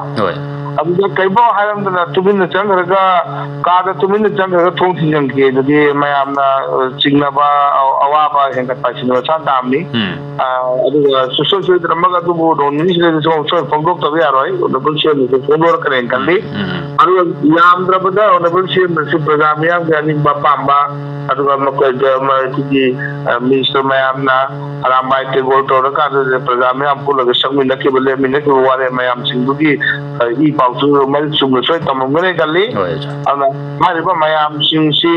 ꯇꯥꯔꯀꯥꯟꯗꯨꯗꯁꯨ ꯑꯃꯤꯠ ꯁꯥꯍꯅ ꯍꯥꯟꯅꯁꯨ ꯈꯪꯕ ꯎꯗꯤ ꯎꯕ ꯑꯗꯨ ꯇꯥꯁꯤꯟꯅꯗꯕ ꯑꯣꯏꯅ ꯂꯩꯔꯝꯕꯗꯣ ꯍꯧꯖꯤꯛꯇꯤ ꯑꯣꯅꯔꯦꯕꯜ ꯁꯤꯑꯦꯝꯅ ꯆꯠꯂꯒ ꯍꯛꯊꯦꯡꯅꯅ ꯃꯃꯥꯡꯗ ꯄꯥꯎ ꯇꯝꯃꯨꯔꯕꯅꯤꯅ ꯑꯩ ꯇꯥꯗꯦ ꯑꯩ ꯈꯪꯗꯦ ꯍꯥꯏ ꯌꯥꯔꯔꯣꯏꯕ ꯑꯗꯨꯅ ꯑꯗꯨꯋꯥꯏꯒꯤ ꯑꯦꯔꯤꯌꯥꯗꯨꯗꯩꯗ ꯃꯁꯤ ꯁꯤꯐꯥꯎꯒꯤ ꯁꯤꯆꯨꯋꯦꯁꯟ ꯂꯥꯛꯑꯕꯅꯤ ꯑꯩꯈꯣꯏꯁꯨ ꯀꯔꯤꯒꯨꯝꯕ ꯈꯔꯗꯤ ꯇꯧꯗꯕ ꯌꯥꯔꯣꯏ ꯀꯥꯏꯅ ꯈꯟꯕꯤꯔꯀꯥꯟꯗꯨꯗꯩꯗ ꯂꯝꯗꯝꯁꯤꯗ ꯁꯥꯟꯇꯤ ꯄꯨꯔꯛꯅꯕ ꯑꯗꯨꯒ ꯍꯥꯟꯅꯒꯨꯝꯅ ꯇꯪꯗꯨ ꯂꯇꯥꯅ ꯄꯨꯟꯁꯤ ꯂꯩꯇꯥꯕ ꯄꯨꯟꯁꯤ ꯑꯃꯗ ꯂꯥꯛꯅꯕ ꯑꯗꯨꯒ ꯃꯅꯤꯄꯨꯔꯒꯤ ꯏꯟꯇꯤꯒ꯭ꯔꯤꯇꯤ ꯑꯗꯨꯒ ꯃꯅꯤꯄꯨꯔꯒꯤ ꯍꯤꯔꯝ ꯈꯨꯗꯤꯡꯃꯛꯇ ꯃꯅꯤꯄꯨꯔꯗ ꯁꯣꯛ ꯑꯣꯏꯗꯕ ꯃꯑꯣꯡꯗ ꯁꯣꯂꯨꯁꯟ ꯑꯩꯈꯣꯏ ꯄꯨꯔꯛꯀꯅꯤꯅ ꯑꯩꯈꯣꯏ ꯊꯥꯖꯕ ꯊꯝꯃꯤꯟꯅꯕ ꯌꯥꯏ ꯅꯠꯇꯕ ꯇꯥꯔꯒꯗꯤ ꯑꯗꯨꯛꯀꯤ ꯃꯇꯤꯛ ꯑꯩꯈꯣꯏꯒꯤ ꯇꯨꯡꯒꯤ ꯄꯨꯟꯁꯤꯗ ꯃꯅꯤꯄꯨꯔꯗ ꯑꯋꯥꯕ ꯆꯩꯊꯦꯡ ꯀꯌꯥ ꯑꯃ ꯂꯥꯛꯀꯅꯤ ꯍꯥꯏꯕꯁꯤꯡꯁꯨ ꯑꯩꯈꯣꯏꯒꯤ ꯁꯦꯟꯇꯔꯅ ꯃꯥꯒꯤ ꯑꯦꯖ ꯑꯦ ꯄꯥꯔꯠ ꯂꯩꯕꯅꯤꯅ ꯃꯗꯨ ꯈꯪꯍꯟꯖꯅꯤꯡꯉꯤ ꯑꯗꯨꯒ ꯁꯦꯟꯇꯔꯅ ꯃꯅꯤꯄꯨꯔꯁꯦ ꯃꯈꯣꯏꯒꯤ ꯃꯈꯥꯗ ꯂꯩꯕ ꯅꯠꯇꯕ ꯃꯅꯤꯄꯨꯔꯒꯤ ꯁꯔꯨꯛ ꯑꯃ ꯅꯠꯇꯕꯒꯨꯝꯅ ꯑꯩꯈꯣꯏꯒꯤ ꯇꯣꯉꯥꯟꯕ ꯂꯩꯕꯥꯛ ꯑꯃꯒꯤ ꯑꯄꯤꯛꯄ ꯏꯁꯇꯦꯠ ꯑꯃꯗ ꯊꯣꯛꯄ ꯇꯥꯕ ꯗꯁꯥ ꯑꯃꯒꯨꯝꯅ ꯂꯥꯞꯂꯞꯅ ꯃꯉꯛ ꯀꯥꯡꯉ ꯌꯦꯡꯉꯛꯑꯀꯥꯟꯗ ꯎꯁꯟꯗ ꯆꯥꯕꯒꯤ ꯄꯣꯠꯁꯦ ꯃꯁꯤ ꯊꯝꯕꯤꯗꯕ ꯐꯩꯌꯦꯅ ꯈꯜꯂꯤ ꯑꯗꯨꯒ ꯑꯃꯕꯨ ꯑꯣꯏꯔꯣ ꯂꯩꯉꯥꯛꯀꯤ ꯃꯊꯧ ꯆꯨꯝꯅ ꯇꯧꯍꯟꯖꯅꯤꯡꯉꯤ ꯉꯁꯤ ꯊꯣꯛꯂꯤꯕ ꯊꯧꯗꯣꯛ ꯋꯥꯊꯣꯛ ꯃꯌꯥꯝꯁꯤꯡꯁꯦ ꯃꯈꯣꯏꯅ ꯇꯧꯒꯗꯧꯕ ꯊꯕꯛꯁꯤ ꯃꯈꯣꯏꯒꯤ ꯃꯊꯧ ꯃꯁꯛ ꯈꯪꯗꯕ ꯇꯧꯐꯝ ꯊꯣꯛꯄ ꯇꯧꯗꯕꯗꯒꯤ ꯃꯁꯤ ꯌꯧꯈ꯭ꯔꯤꯕꯅꯤ ꯍꯥꯏꯕ ꯋꯥꯐꯝꯁꯦ ꯈꯪꯃꯤꯟꯅꯁꯤ ꯁꯦꯟꯇꯔꯅ ꯁꯨꯃꯥꯏꯅ ꯍꯣꯏ ꯊꯥꯒꯠꯆꯔꯤ ꯑꯣꯖꯥ ꯀꯣꯜ ꯂꯧꯈꯠꯆꯔꯤ ꯍꯜꯂꯣ ꯐꯣꯟ ꯇꯧꯖꯔꯤꯕ ꯑꯩ ꯃꯌꯥꯡ ꯏꯝꯐꯥꯜꯗꯒꯤ ꯅꯤꯡꯊꯧꯖꯝ ꯏꯕꯨꯡꯉꯣꯅꯤ ꯍꯣꯏ ꯇꯔꯥꯝ ꯂꯧꯖꯔꯤ ꯊꯥꯒꯠꯆꯔꯤ ꯑꯗꯣ ꯉꯁꯤ ꯍꯨꯏꯌꯟ ꯂꯟꯄꯥꯎꯒꯤ ꯈꯕꯔꯒꯤ ꯑꯩꯈꯣꯏꯒꯤ ꯑꯝꯇ ꯄꯨꯖꯔꯛꯀꯦ ꯍꯣꯏ ꯍꯥꯏꯕꯤꯌꯨ ꯌꯨꯅꯤꯚꯔꯁꯦꯜ ꯃꯥꯗꯔ ꯑꯣꯔꯒꯅꯥꯏꯖꯦꯁꯟꯅ ꯁꯤꯟꯗꯨꯅ ꯄ꯭ꯔꯦꯁ ꯀ꯭ꯂꯕꯇ ꯄꯥꯡꯊꯣꯛꯄ ꯅꯣꯡꯃꯒꯤ ꯑꯣꯏꯕ ꯁ꯭ꯇꯦꯠ ꯂꯦꯚꯦꯜ ꯋꯥꯔꯛꯁꯣꯞꯇ ꯃꯅꯤꯄꯨꯔꯒꯤ ꯍ꯭ꯌꯨꯃꯦꯟ ꯔꯥꯏꯠ ꯀꯃꯤꯁꯟꯒꯤ ꯑꯦꯛꯇꯤꯡ ꯆꯤꯌꯥꯔꯄꯔꯁꯟ ꯑꯣꯏꯔꯝꯕ ꯈꯥꯏꯗꯦꯝ ꯃꯅꯤꯅ ꯑꯊꯣꯏꯕ ꯃꯤꯊꯨꯡꯂꯦꯟꯒꯤ ꯋꯥꯔꯣꯜ ꯄꯤꯕꯗ ꯁꯤꯡꯖꯪ ꯄꯥꯏꯔꯒ ꯊꯕꯛ ꯇꯧꯃꯤꯟꯅꯔꯝꯕꯗꯨ ꯃꯁꯤꯒꯤ ꯐꯤꯕꯝꯁꯤꯗꯗꯤ ꯏꯆꯥ ꯏꯅꯥꯎꯅꯤ ꯍꯥꯏꯅꯤꯡꯉꯛꯇ꯭ꯔꯦ ꯍꯥꯏꯕ ꯈꯥꯏꯗꯦꯝ ꯃꯅꯤꯒꯤ ꯋꯥꯐꯝ ꯑꯃ ꯊꯦꯡꯅꯖꯔꯕ ꯃꯈꯥ ꯇꯥꯅ ꯎꯈ꯭ꯔꯨꯜ ꯑꯃꯁꯨꯡ ꯆꯥꯟꯗꯦꯜꯗ ꯀꯤꯕꯤꯔꯤ ꯃꯤꯐꯝ ꯐꯝꯕ ꯆꯠꯄ ꯉꯝꯂꯒ ꯆꯨꯔꯥꯆꯥꯟꯄꯨꯔꯗꯅ ꯉꯝꯗ꯭ꯔꯤꯕꯁꯤ ꯀꯔꯤꯒꯤꯅꯣ ꯃꯣꯔꯦ ꯀꯥꯡꯄꯣꯛꯄꯤꯗ ꯆꯠꯄ ꯉꯝꯗ꯭ꯔꯕꯅꯤꯅ ꯂꯩꯉꯥꯛꯁꯤ ꯂꯩꯕꯣꯏ ꯂꯩꯇꯕꯣꯏ ꯇꯪꯈꯥꯏ ꯑꯃ ꯁꯤꯔꯒ ꯂꯩꯔꯦ ꯍꯥꯏꯕ ꯋꯥꯐꯝ ꯑꯃ ꯊꯦꯡꯅꯖꯔꯕ ꯂꯩꯉꯥꯛꯁꯤꯅ ꯇꯪꯈꯥꯏ ꯑꯃ ꯁꯤꯔꯒ ꯍꯤꯡꯕꯣꯏ ꯍꯤꯡꯗꯕꯣꯏ ꯂꯩꯔꯕꯅꯤ나 ꯄ꯭ꯔꯖꯥ ꯃꯌꯥꯝꯁꯤꯁꯨ ꯇꯪꯈꯥꯏ ꯑꯃ ꯁꯤꯔꯒ ꯍꯤꯡꯕꯣꯏ ꯍꯤꯡꯗꯕꯣꯏꯗ ꯇꯧꯕ ꯂꯩꯕꯒꯤ ꯃꯑꯣꯡꯗ ꯂꯩꯔꯕ ꯑꯗꯨ ꯃꯁꯤ ꯂꯩꯉꯥꯛꯁꯤ ꯇꯪꯈꯥꯏ ꯑꯃ ꯁꯤꯔꯤꯁꯤ ꯁꯤꯗꯅꯕ ꯄ꯭ꯔꯖꯥ ꯃꯌꯥꯝꯁꯤꯁꯨ ꯍꯤꯡꯕꯣꯏ ꯍꯤꯡꯗꯕꯣꯏ ꯇꯧꯔꯒ ꯂꯩꯔꯤꯁꯤ ꯍꯤꯡꯉꯒ ꯂꯩꯅꯅꯕꯒꯤ ꯋꯥꯈꯜꯂꯣꯟꯁꯤꯗ ꯀꯔꯤ ꯂꯩꯕꯒꯦ ꯂꯩꯉꯥꯛꯁꯤꯅ ꯀꯔꯤ ꯇꯧꯔꯒꯗꯤ ꯂꯩꯉꯥꯛꯁꯤ ꯍꯤꯡꯒꯗꯒꯦ ꯃꯤꯌꯥꯝꯅ ꯀꯔꯤ ꯊꯧꯗꯥꯡ ꯂꯧꯕ ꯌꯥꯕꯒꯦ ꯍꯥꯏꯕꯒꯤ ꯃꯇꯥꯡꯁꯤꯗꯩꯗ ꯉꯁꯤ ꯑꯣꯟꯂꯥꯏꯟ ꯒꯦꯁꯇꯒꯤ ꯈꯪꯃꯤꯟꯅꯕ ꯋꯥꯐꯝ ꯈꯔꯗꯪ ꯈꯪꯃꯤꯟꯅꯕ ꯌꯥꯕ ꯋꯥꯐꯝ ꯈꯔꯗꯪ ꯈꯪꯃꯤꯟꯅꯕꯒꯤ ꯈꯨꯗꯣꯡꯆꯥꯕ ꯑꯗꯨꯝ ꯂꯧꯖꯒꯦꯅ ꯇꯧꯖꯔꯛꯀꯅꯤ ꯊꯥꯒꯠꯆꯔꯤ ꯑꯗꯨꯗꯤ ꯀꯣꯜ ꯊꯝꯕꯤꯔꯒ ꯑꯣꯖꯥꯗꯒꯤ ꯇꯥꯃꯤꯟꯅꯁꯤ ꯑꯣꯖꯥ ꯑꯩꯈꯣꯏꯒꯤ ꯆꯤꯡꯒꯤ ꯃꯐꯝꯁꯤꯡꯗ ꯃꯔꯨꯑꯣꯏꯅ ꯆꯨꯔꯥꯆꯥꯟꯄꯨꯔ ꯃꯣꯔꯦ ꯀꯥꯡꯄꯣꯛꯄꯤ ꯍꯥꯏꯔꯤꯕ ꯃꯐꯝꯁꯤꯡꯁꯤ ꯇꯝꯄꯥꯛꯀꯤ प्रजाꯁꯤꯡꯗꯤ ꯂꯥꯏꯔꯗꯅ ꯂꯩꯉꯥꯛ ꯐꯥꯎꯕꯗ ꯆꯪꯁꯤꯟꯕ ꯌꯧꯁꯤꯟꯕ ꯉꯝꯗꯅ ꯂꯩꯔꯤꯕꯅꯤ ꯂꯩꯉꯥꯛ ꯑꯁꯤꯅ ꯀꯣꯜꯂꯤꯕ ꯃꯐꯝ ꯃꯅꯤꯄꯨꯔꯒꯤ ꯃꯐꯝꯁꯤꯡ ꯑꯁꯤ ꯂꯣꯏꯅ ꯀꯣꯏꯅ ꯃꯐꯝ ꯆꯠꯅꯤꯡꯕ ꯃꯐꯝꯗ ꯆꯠꯄꯗ ꯊꯨꯡꯅꯤꯡꯕ ꯃꯐꯝꯗ ꯊꯨꯡꯕꯗ ꯉꯝꯗꯕꯒꯤ ꯐꯤꯕꯝ ꯂꯩꯔꯕꯅꯤ ꯂꯩꯉꯥꯛ ꯄꯥꯏꯔꯤꯕ ꯃꯈꯣꯏꯅ ꯐꯥꯎꯕ ꯃꯤꯆꯝꯗꯤ ꯂꯥꯏꯔꯗꯅ ꯃꯁꯤꯒꯤ ꯐꯤꯕꯝꯁꯤꯗ ꯂꯩꯉꯥꯛꯁꯤ ꯑꯩꯈꯣꯏꯒꯤ ꯇꯪꯈꯥꯏ ꯑꯃ ꯁꯤꯕꯒꯤ ꯃꯑꯣꯡ ꯑꯣꯏꯅ ꯇꯧꯕꯒꯤ ꯃꯑꯣꯡꯗꯨꯅꯤ ꯃꯁꯤꯅ ꯃꯔꯝ ꯑꯣꯏꯔꯒ ꯑꯩꯈꯣꯏ ꯄ꯭ꯔꯖꯥ ꯃꯌꯥꯝꯁꯨ ꯑꯗꯨꯝ ꯇꯪꯈꯥꯏ ꯑꯃ ꯁꯤꯔꯒ ꯍꯤꯡꯕꯣꯏ ꯍꯤꯡꯗꯕꯣꯏ ꯇꯧꯔꯒ ꯂꯩꯕꯒꯤ ꯐꯤꯕꯝꯁꯤꯗ ꯂꯩꯔꯤꯁꯤ ꯃꯁꯤ ꯂꯩꯇꯅꯕꯒꯤꯗꯃꯛꯇ ꯀꯔꯤ ꯑꯩꯈꯣꯏ ꯄ꯭ꯔꯖꯥꯅ ꯀꯔꯤ ꯇꯧꯕ ꯌꯥꯕꯒꯦ ꯑꯗꯨꯒ ꯂꯩꯉꯥꯛꯅ ꯀꯔꯤ ꯇꯧꯕ ꯌꯥꯕꯒꯦ ꯍꯥꯏꯕꯁꯤꯗꯅꯤ ꯑꯣꯖꯥ ꯊꯝꯕꯤꯔꯛꯏꯕꯁꯤ ꯌꯥꯝ ꯌꯨꯝꯕ ꯌꯥꯝ ꯈꯟꯅꯤꯡꯉꯥꯏ ꯑꯣꯏꯕ ꯄꯣꯠꯅꯤ ꯍꯧꯖꯤꯛ ꯍꯧꯖꯤꯛ ꯂꯩꯉꯥꯛꯁꯤꯒꯤ ꯐꯤꯕꯝꯁꯤ ꯌꯦꯡꯉꯀꯥꯟꯗꯗꯤ ꯑꯩꯈꯣꯏꯅ ꯀꯃꯥꯏꯅ ꯂꯩꯉꯥꯛꯁꯤ ꯍꯤꯡꯉꯦꯅ ꯑꯩꯈꯣꯏꯅ ꯑꯃꯨꯛ ꯍꯥꯏꯒꯅꯤ ꯑꯗꯨꯕꯨ ꯂꯥꯎꯕꯗꯗꯤ ꯇꯪꯈꯥꯏ ꯑꯃ ꯁꯤꯕꯗꯤ ꯂꯥꯏꯔꯗꯅ ꯗꯕꯜ ꯏꯟꯖꯤꯟꯅꯦꯅ ꯑꯃꯨꯛ ꯂꯥꯎꯔꯤꯅꯦꯕ ꯇꯪꯈꯥꯏ ꯁꯤꯕꯗꯤ ꯂꯥꯏꯔꯗꯅ ꯑꯅꯤꯒꯤ ꯃꯄꯥꯡꯒꯜꯅꯦꯕ ꯀꯜꯂꯤꯕꯁꯤ ꯇꯣꯔꯛꯄ ꯊꯕꯛꯅ ꯑꯃꯒꯤ ꯃꯄꯥꯡꯒꯜ ꯐꯥꯎ ꯌꯧꯗꯗꯅ ꯇꯪꯈꯥꯏ ꯁꯤꯕꯒꯤ ꯐꯤꯕꯝꯗꯅꯦꯕ ꯂꯩꯈꯠꯂꯛꯏꯁꯤ ꯃꯁ꯭ꯋꯥꯏꯁꯤꯒꯤ ꯑꯅꯤꯒꯤ ꯗꯤꯐꯔꯦꯟꯁꯁꯤ ꯀꯔꯤꯅ ꯃꯦꯟꯁꯤꯟꯗꯧꯔꯤꯒꯦ ꯁꯤꯅꯤꯗ ꯂꯩꯉꯥꯛꯇ ꯊꯝꯖꯅꯤꯡꯉꯤꯕ ꯄꯣꯠꯁꯛꯁꯤ ꯃꯤꯆꯝ ꯄ꯭ꯔꯖꯥꯁꯤꯡꯁꯤꯅ ꯀꯔꯝꯕ ꯑꯁꯥ ꯇꯧꯔꯀꯥꯟꯗ ꯀꯔꯝꯕ ꯋꯥꯈꯜ ꯊꯝꯃꯀꯥꯟꯗ ꯑꯩꯈꯣꯏꯒꯤ ꯂꯩꯉꯥꯛꯁꯤ ꯑꯣꯏꯍꯜꯂꯛꯈꯤꯕꯅꯣ ꯍꯥꯏꯕꯗꯨꯅꯤ ꯑꯩꯈꯣꯏꯒꯤ ꯑꯗꯨ ꯄꯤꯌꯨ ꯑꯗꯨ ꯑꯣꯏꯍꯟꯒꯅꯤ ꯀꯥꯏꯅ ꯋꯥꯁꯛ ꯃꯌꯥꯝ ꯆꯥꯛꯑꯀꯥꯟꯗ ꯁꯦꯝꯃꯛꯈꯤꯕ ꯑꯗꯨꯒꯨꯝꯕ ꯂꯩꯉꯥꯛ ꯑꯃꯈꯛꯅꯦ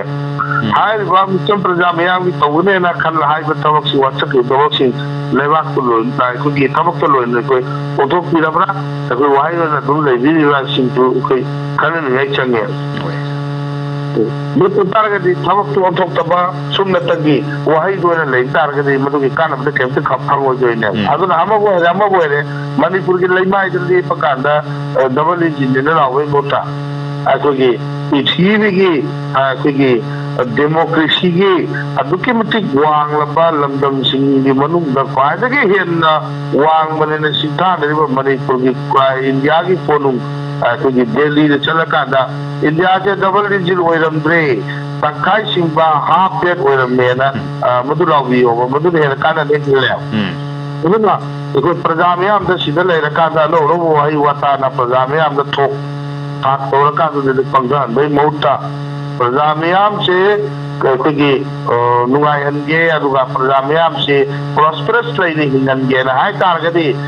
ꯄ꯭ꯔꯖꯥ ꯃꯌꯥꯝꯅ ꯊꯥꯒꯠꯈꯤꯕ ꯃꯤꯍꯨꯠꯅ ꯑꯋꯥꯕ ꯀꯌꯥ ꯂꯥꯟꯊꯦꯡꯅꯔꯀꯥꯟꯗ ꯁꯦꯟꯇꯔꯗꯒꯤ ꯑꯩꯈꯣꯏꯒꯤ ꯅꯨꯡꯉꯥꯏꯕ ꯄꯨꯕꯤꯔꯛꯎ ꯏꯆꯝ ꯑꯩꯈꯣꯏ ꯅꯨꯡꯉꯥꯏꯅ ꯍꯤꯡꯖꯒꯦ ꯍꯥꯏꯕ ꯋꯥꯐꯝꯁꯦ ꯃꯁꯤ ꯑꯩꯈꯣꯏ ꯄꯨꯝꯅꯃꯛꯀꯤ ꯈꯣꯜꯂꯥꯎ ꯑꯣꯏꯃꯤꯟꯅꯔꯤꯌꯦ ꯁꯨꯃꯥꯏꯅ ꯇꯧꯏ ꯍꯣꯏ ꯊꯥꯒꯠꯆꯔꯤ ꯑꯣꯖꯥ ꯀꯣꯜ ꯃꯊꯪꯒꯤ ꯑꯃꯃꯨꯛ ꯂꯧꯈꯠꯆꯒꯦ ꯍꯜꯂꯣ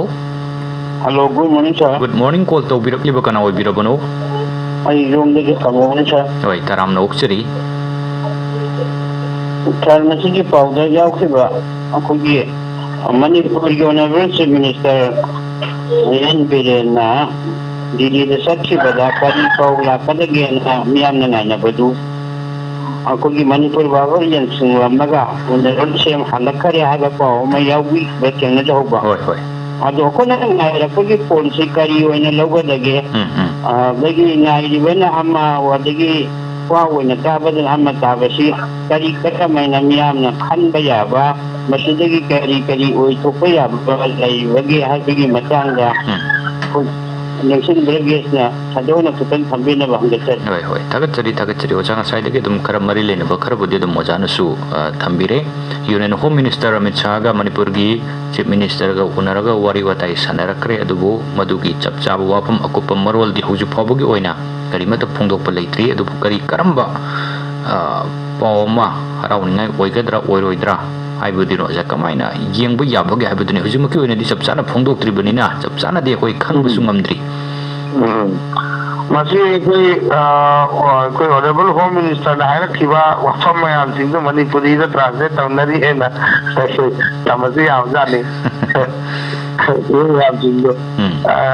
ꯃꯤꯌꯥꯝꯒꯤ ꯃꯤꯆꯝ प्रजा चिंगनबा कोहनगेन हाइतारदि ऑनरेबल सीएम अथुबदा सुसै सेद्राय ममांगसु पंजखिबगुमना सोयदना मियादो फोदोरकने खली अदुगा इकम तंबा वाफम ममा पुरगा लाकने दि थाजदे मरमदि करिनो हाइकांदा हानदगी सोन ऑनरेबल सीएम ना ट्विटर रखिबो तंदा फजबा गुड न्यूज जमगी सिंबल पिरखरमनिना गुड न्यूज दो सोयद्रो इकम तोहि अदने ट्विटर ददा फजबा पाउ पिथोखरगा कोगी इसा हनबदा फजबा पाउ पुनियाई लेतदना सुमाइन तौदिब्रा हाइबनि सिंगसिंग प्रोग्राम याम सु नुंगलांगबा पावेबा अदो तसेनारे कांदा नुंगलांगबा पाउबि निगे केसो मरम लेते अदु ऑनरेबल सीएम होना दब नते होना या जेतो ममि ताई खंगी मागी इमोशनली फिजिकली चेंज याब तौबे याब मागी बेस्ट लेवल में तौबे याब चेको तुगो लोने खंगी अदु ऑनरेबल सीएम जो कोई गुम ऑनरेबल सीएम जो कोई गुम ने हाइबदी अखोय नो जि कला गुम अखोय सेंटर दो जि कला दो वकल गुगमी सेम एज दैट मणिपुर की सीएम जो अखोगी सेंटर ना सीएम ने ट्वीट तौबीदबा अदु प्रजा मिचम ममनि मणिपुरी अमने ना ट्वीट तौबीतारदि अखोय ऑनरेबल सीएम बिरेन तमानयबा अदुना अखोय मचन जे अखोगी नुसिनदबे बहुतदि नुसिनबना फयबा अदु अखोय सेलगी मरता अखोय नंग नंगमदबायना लौतुनबे बहुतदि अखोय खुदिंग मक्से अचौ वापि कायदना अखोय खुदिंग मक्ते सेंटर चमाना मियेदि येंगे अखोय खुदिंग मक्से सुतने नबे मियेंगे येंगे करी सुले इतने खल्ले है बसे मदोम दो है कोई पूरा का दे दे कोई तब कोई ऑनरेबल सीएम ना पूरा तो पाउसिंग कोई whether it may be positive और नेगेटिव मदो कोई पुथुआ का ना तुमिने लगी बे मोटो ऑनरेबल सीएम ना तुमिने लगी बे मोटा पूरा ही पाउसिंग दो अपबो जो पत्तो बंद पुथुआ का दे दा तुंगी स्ट्रेटजी करी या हो बे या बगे दा कोई मदोम दो है ना कोई खना हो बने चुमराई करली अदो मतौ होजो दिछि तो नोंग मदिलायदना मिकुप कुदिंग मक्से यामना क्रिटिकल होरबा यामना ममल लेबम अखोगी मिकुप सिंगनी अदना दुगी नोंग ममांगन दो फत्ते तुनो ममांगन दो फत्ते अथु मतमदा एसवाइस माइनस सेंटर ना हायरे सिगी फिल्म द रेजोल्यूशन नत्र सॉल्यूशन प्रोफो याबे थाकु द लैरे गायगे पछी इंडिपुदी रखा जा को एदि करी तो हो बुताय गाना के जो स्ट्रेटजी बाय को इरम दम इरै पाछे मांगो याते बुत्ते याते ना हायदि ना अदोम दे कोनो उसी नतबिदे कोई निनी हुनी गा पंथवा का हुकी मतम दि इट्स टू मच स्माइ तबजेगे होय थागतरी ओजा याम फजन ओजाना थंबिरे मथंगी कॉल लोखचगे हेलो हेलो कॉल तो बिरखलिबा kana oibirabano sorry wai dagi kitsalong होय सारामन ओक्सरे इनाक्ता रेडियो लेबिबो माली कितंग नंगतंग लापथोकपियो रेडियो दगी सासिंग तक पान होय हाबिरो तरामन ओक्सरे ꯑꯩꯅ ꯉꯁꯤ ꯒꯦꯁꯇ ꯍꯪꯖꯅꯤꯡꯕ ꯑꯩꯈꯣꯏꯒꯤ ꯍꯧꯖꯤꯛ ꯃꯅꯤꯄꯨꯔꯗ ꯊꯦꯡꯅꯔꯤꯕ ꯑꯋꯥꯕꯁꯤ ꯃꯇꯝ ꯁꯥꯡꯉꯦ ꯆꯨꯝꯅ ꯁꯣꯔꯠꯀꯠꯇꯒꯤ ꯇꯥꯟꯅꯕꯗ ꯃꯁꯤꯒꯤ ꯋꯥꯔꯣꯏꯁꯤꯟꯁꯤ ꯍꯥꯏꯕꯅ ꯑꯩ ꯁꯨꯝ ꯇꯥꯖꯕ ꯂꯥꯏꯟꯁꯤ ꯑꯩꯈꯣꯏ ꯃꯌꯦꯛ ꯁꯦꯡꯕ ꯋꯥꯠꯂꯦ ꯁꯔꯀꯥꯔ ꯐꯣꯟꯁꯤ ꯂꯥꯎꯠ ꯁ꯭ꯄꯤꯀꯔ ꯑꯣꯟ ꯇꯧꯕꯤꯕ꯭ꯔꯣ ꯊꯤꯡꯖꯔ ꯆꯥꯡꯇ ꯌꯦꯡꯕ ꯌꯥꯕ꯭ꯔꯥ ꯍꯥꯏꯕꯤꯔꯣ ꯍꯧꯖꯤꯛ ꯃꯅꯤꯄꯨꯔꯒꯤ ꯂꯩꯔꯤꯕ ꯄꯣꯂꯤꯇꯤꯀꯦꯜ ꯁꯤꯆꯨꯋꯦꯁꯟꯁꯤ ꯄꯣꯂꯤꯇꯤꯀꯦꯜ ꯁꯤꯆꯨꯋꯦꯁꯟꯗ ꯁꯣꯂꯨꯁꯟ ꯄꯨꯔꯛꯇ꯭ꯔꯗꯤ ꯑꯇꯣꯞꯄ ꯁꯣꯔꯁꯅ ꯌꯥꯔꯣꯏ ꯍꯥꯏꯕꯅꯆꯤꯡꯕ ꯑꯦꯛꯁꯄꯔꯠꯁꯤꯡꯒꯤ ꯃꯣꯠ ꯈꯔ ꯇꯥꯖꯕ ꯍꯣꯏ ꯃꯁꯤ ꯀꯗꯥꯏ ꯐꯥꯎꯕ ꯆꯨꯝꯒꯗꯒꯦ ꯍꯟꯗꯛ CMꯅ ꯑꯃꯤꯠ ꯁꯥꯍ ꯎꯅꯔꯨꯔꯒ ꯂꯥꯛꯏꯕ ꯋꯥꯐꯝꯁꯤ ꯄꯣꯂꯤꯇꯤꯀꯦꯜ ꯁꯣꯂꯨꯁꯟꯒꯤ ꯑꯍꯥꯟꯕ ꯁ꯭ꯇꯦꯞ ꯑꯣꯏꯕ ꯌꯥꯕ꯭ꯔꯥ ꯑꯗꯨꯒꯤ ꯃꯇꯥꯡꯗ ꯑꯩꯅ ꯁꯥꯔꯗ ꯈꯤꯇꯪ ꯈꯪꯖꯅꯤꯡꯕ ꯁꯥꯔ ꯍꯣꯏ ꯊꯥꯒꯠꯆꯔꯤ ꯇꯥꯃꯤꯟꯅꯁꯤ ꯑꯣꯖꯥꯗꯒꯤ ꯑꯣꯖꯥ ꯈꯤꯇꯪ ꯊꯝꯕꯤꯌꯨ ꯀꯣꯂꯔꯒꯤ ꯋꯥꯐꯝꯁꯤꯗ ꯑꯣꯖꯥ ꯍꯣꯏ ꯄꯣꯂꯤꯇꯤꯀꯦꯜꯒꯤ ꯈꯣꯡꯆꯠꯅꯕꯅꯦꯅ ꯂꯧꯔꯁꯨ ꯌꯥꯏ ꯑꯩꯈꯣꯏꯒꯤ ꯈꯣꯡꯆꯠꯁꯤꯒꯤ ꯑꯥꯔꯊ ꯑꯩꯈꯣꯏꯒꯤ ꯈꯣꯡꯆꯠꯁꯤꯒꯤ ꯃꯔꯝ ꯃꯗꯨ ꯅꯩꯅꯔꯨꯗ꯭ꯔꯒꯁꯨ ꯑꯩꯈꯣꯏꯅ ꯄꯨꯔꯛꯏꯕ ꯔꯤꯖꯜꯇꯨꯅ ꯄꯣꯖꯤꯇꯤꯚ ꯑꯣꯏꯕ ꯔꯤꯖꯜ ꯄꯨꯔꯛꯄ ꯍꯥꯏꯕꯅꯤ ꯍꯧꯖꯤꯛ ꯍꯧꯖꯤꯛ ꯆꯠꯄ ꯈꯣꯡꯆꯠꯁꯤ ꯊꯣꯏꯗꯣꯛꯅ ꯑꯩꯈꯣꯏꯒꯤ ꯑꯣꯅꯔꯦꯕꯜ CMꯅ ꯑꯃ ꯑꯃꯒꯤ ꯅꯠꯇꯕꯗ ꯏꯁꯨꯁꯤꯒꯤ ꯃꯔꯝꯗ ꯌꯥꯝꯅꯗꯤ ꯑꯩꯈꯣꯏ ꯁꯨꯡꯁꯣꯏ ꯁꯣꯏꯗꯅ ꯅꯩꯅꯔꯝꯒꯅꯤ ꯈꯜꯂꯤ ꯑꯗꯨꯅ ꯑꯩꯈꯣꯏꯒꯤ ꯁꯟꯗꯦꯒꯤ ꯇꯥꯟꯖꯥ ꯑꯃꯁꯨ ꯑꯩꯈꯣꯏ ꯐꯪꯈꯤꯕꯅꯤꯅ ꯑꯩꯈꯣꯏꯒꯤ ꯇꯣꯉꯥꯟ ꯇꯣꯉꯥꯟꯕ ꯃꯤꯅꯤꯁꯇ꯭ꯔꯤꯁꯤꯡꯒꯤ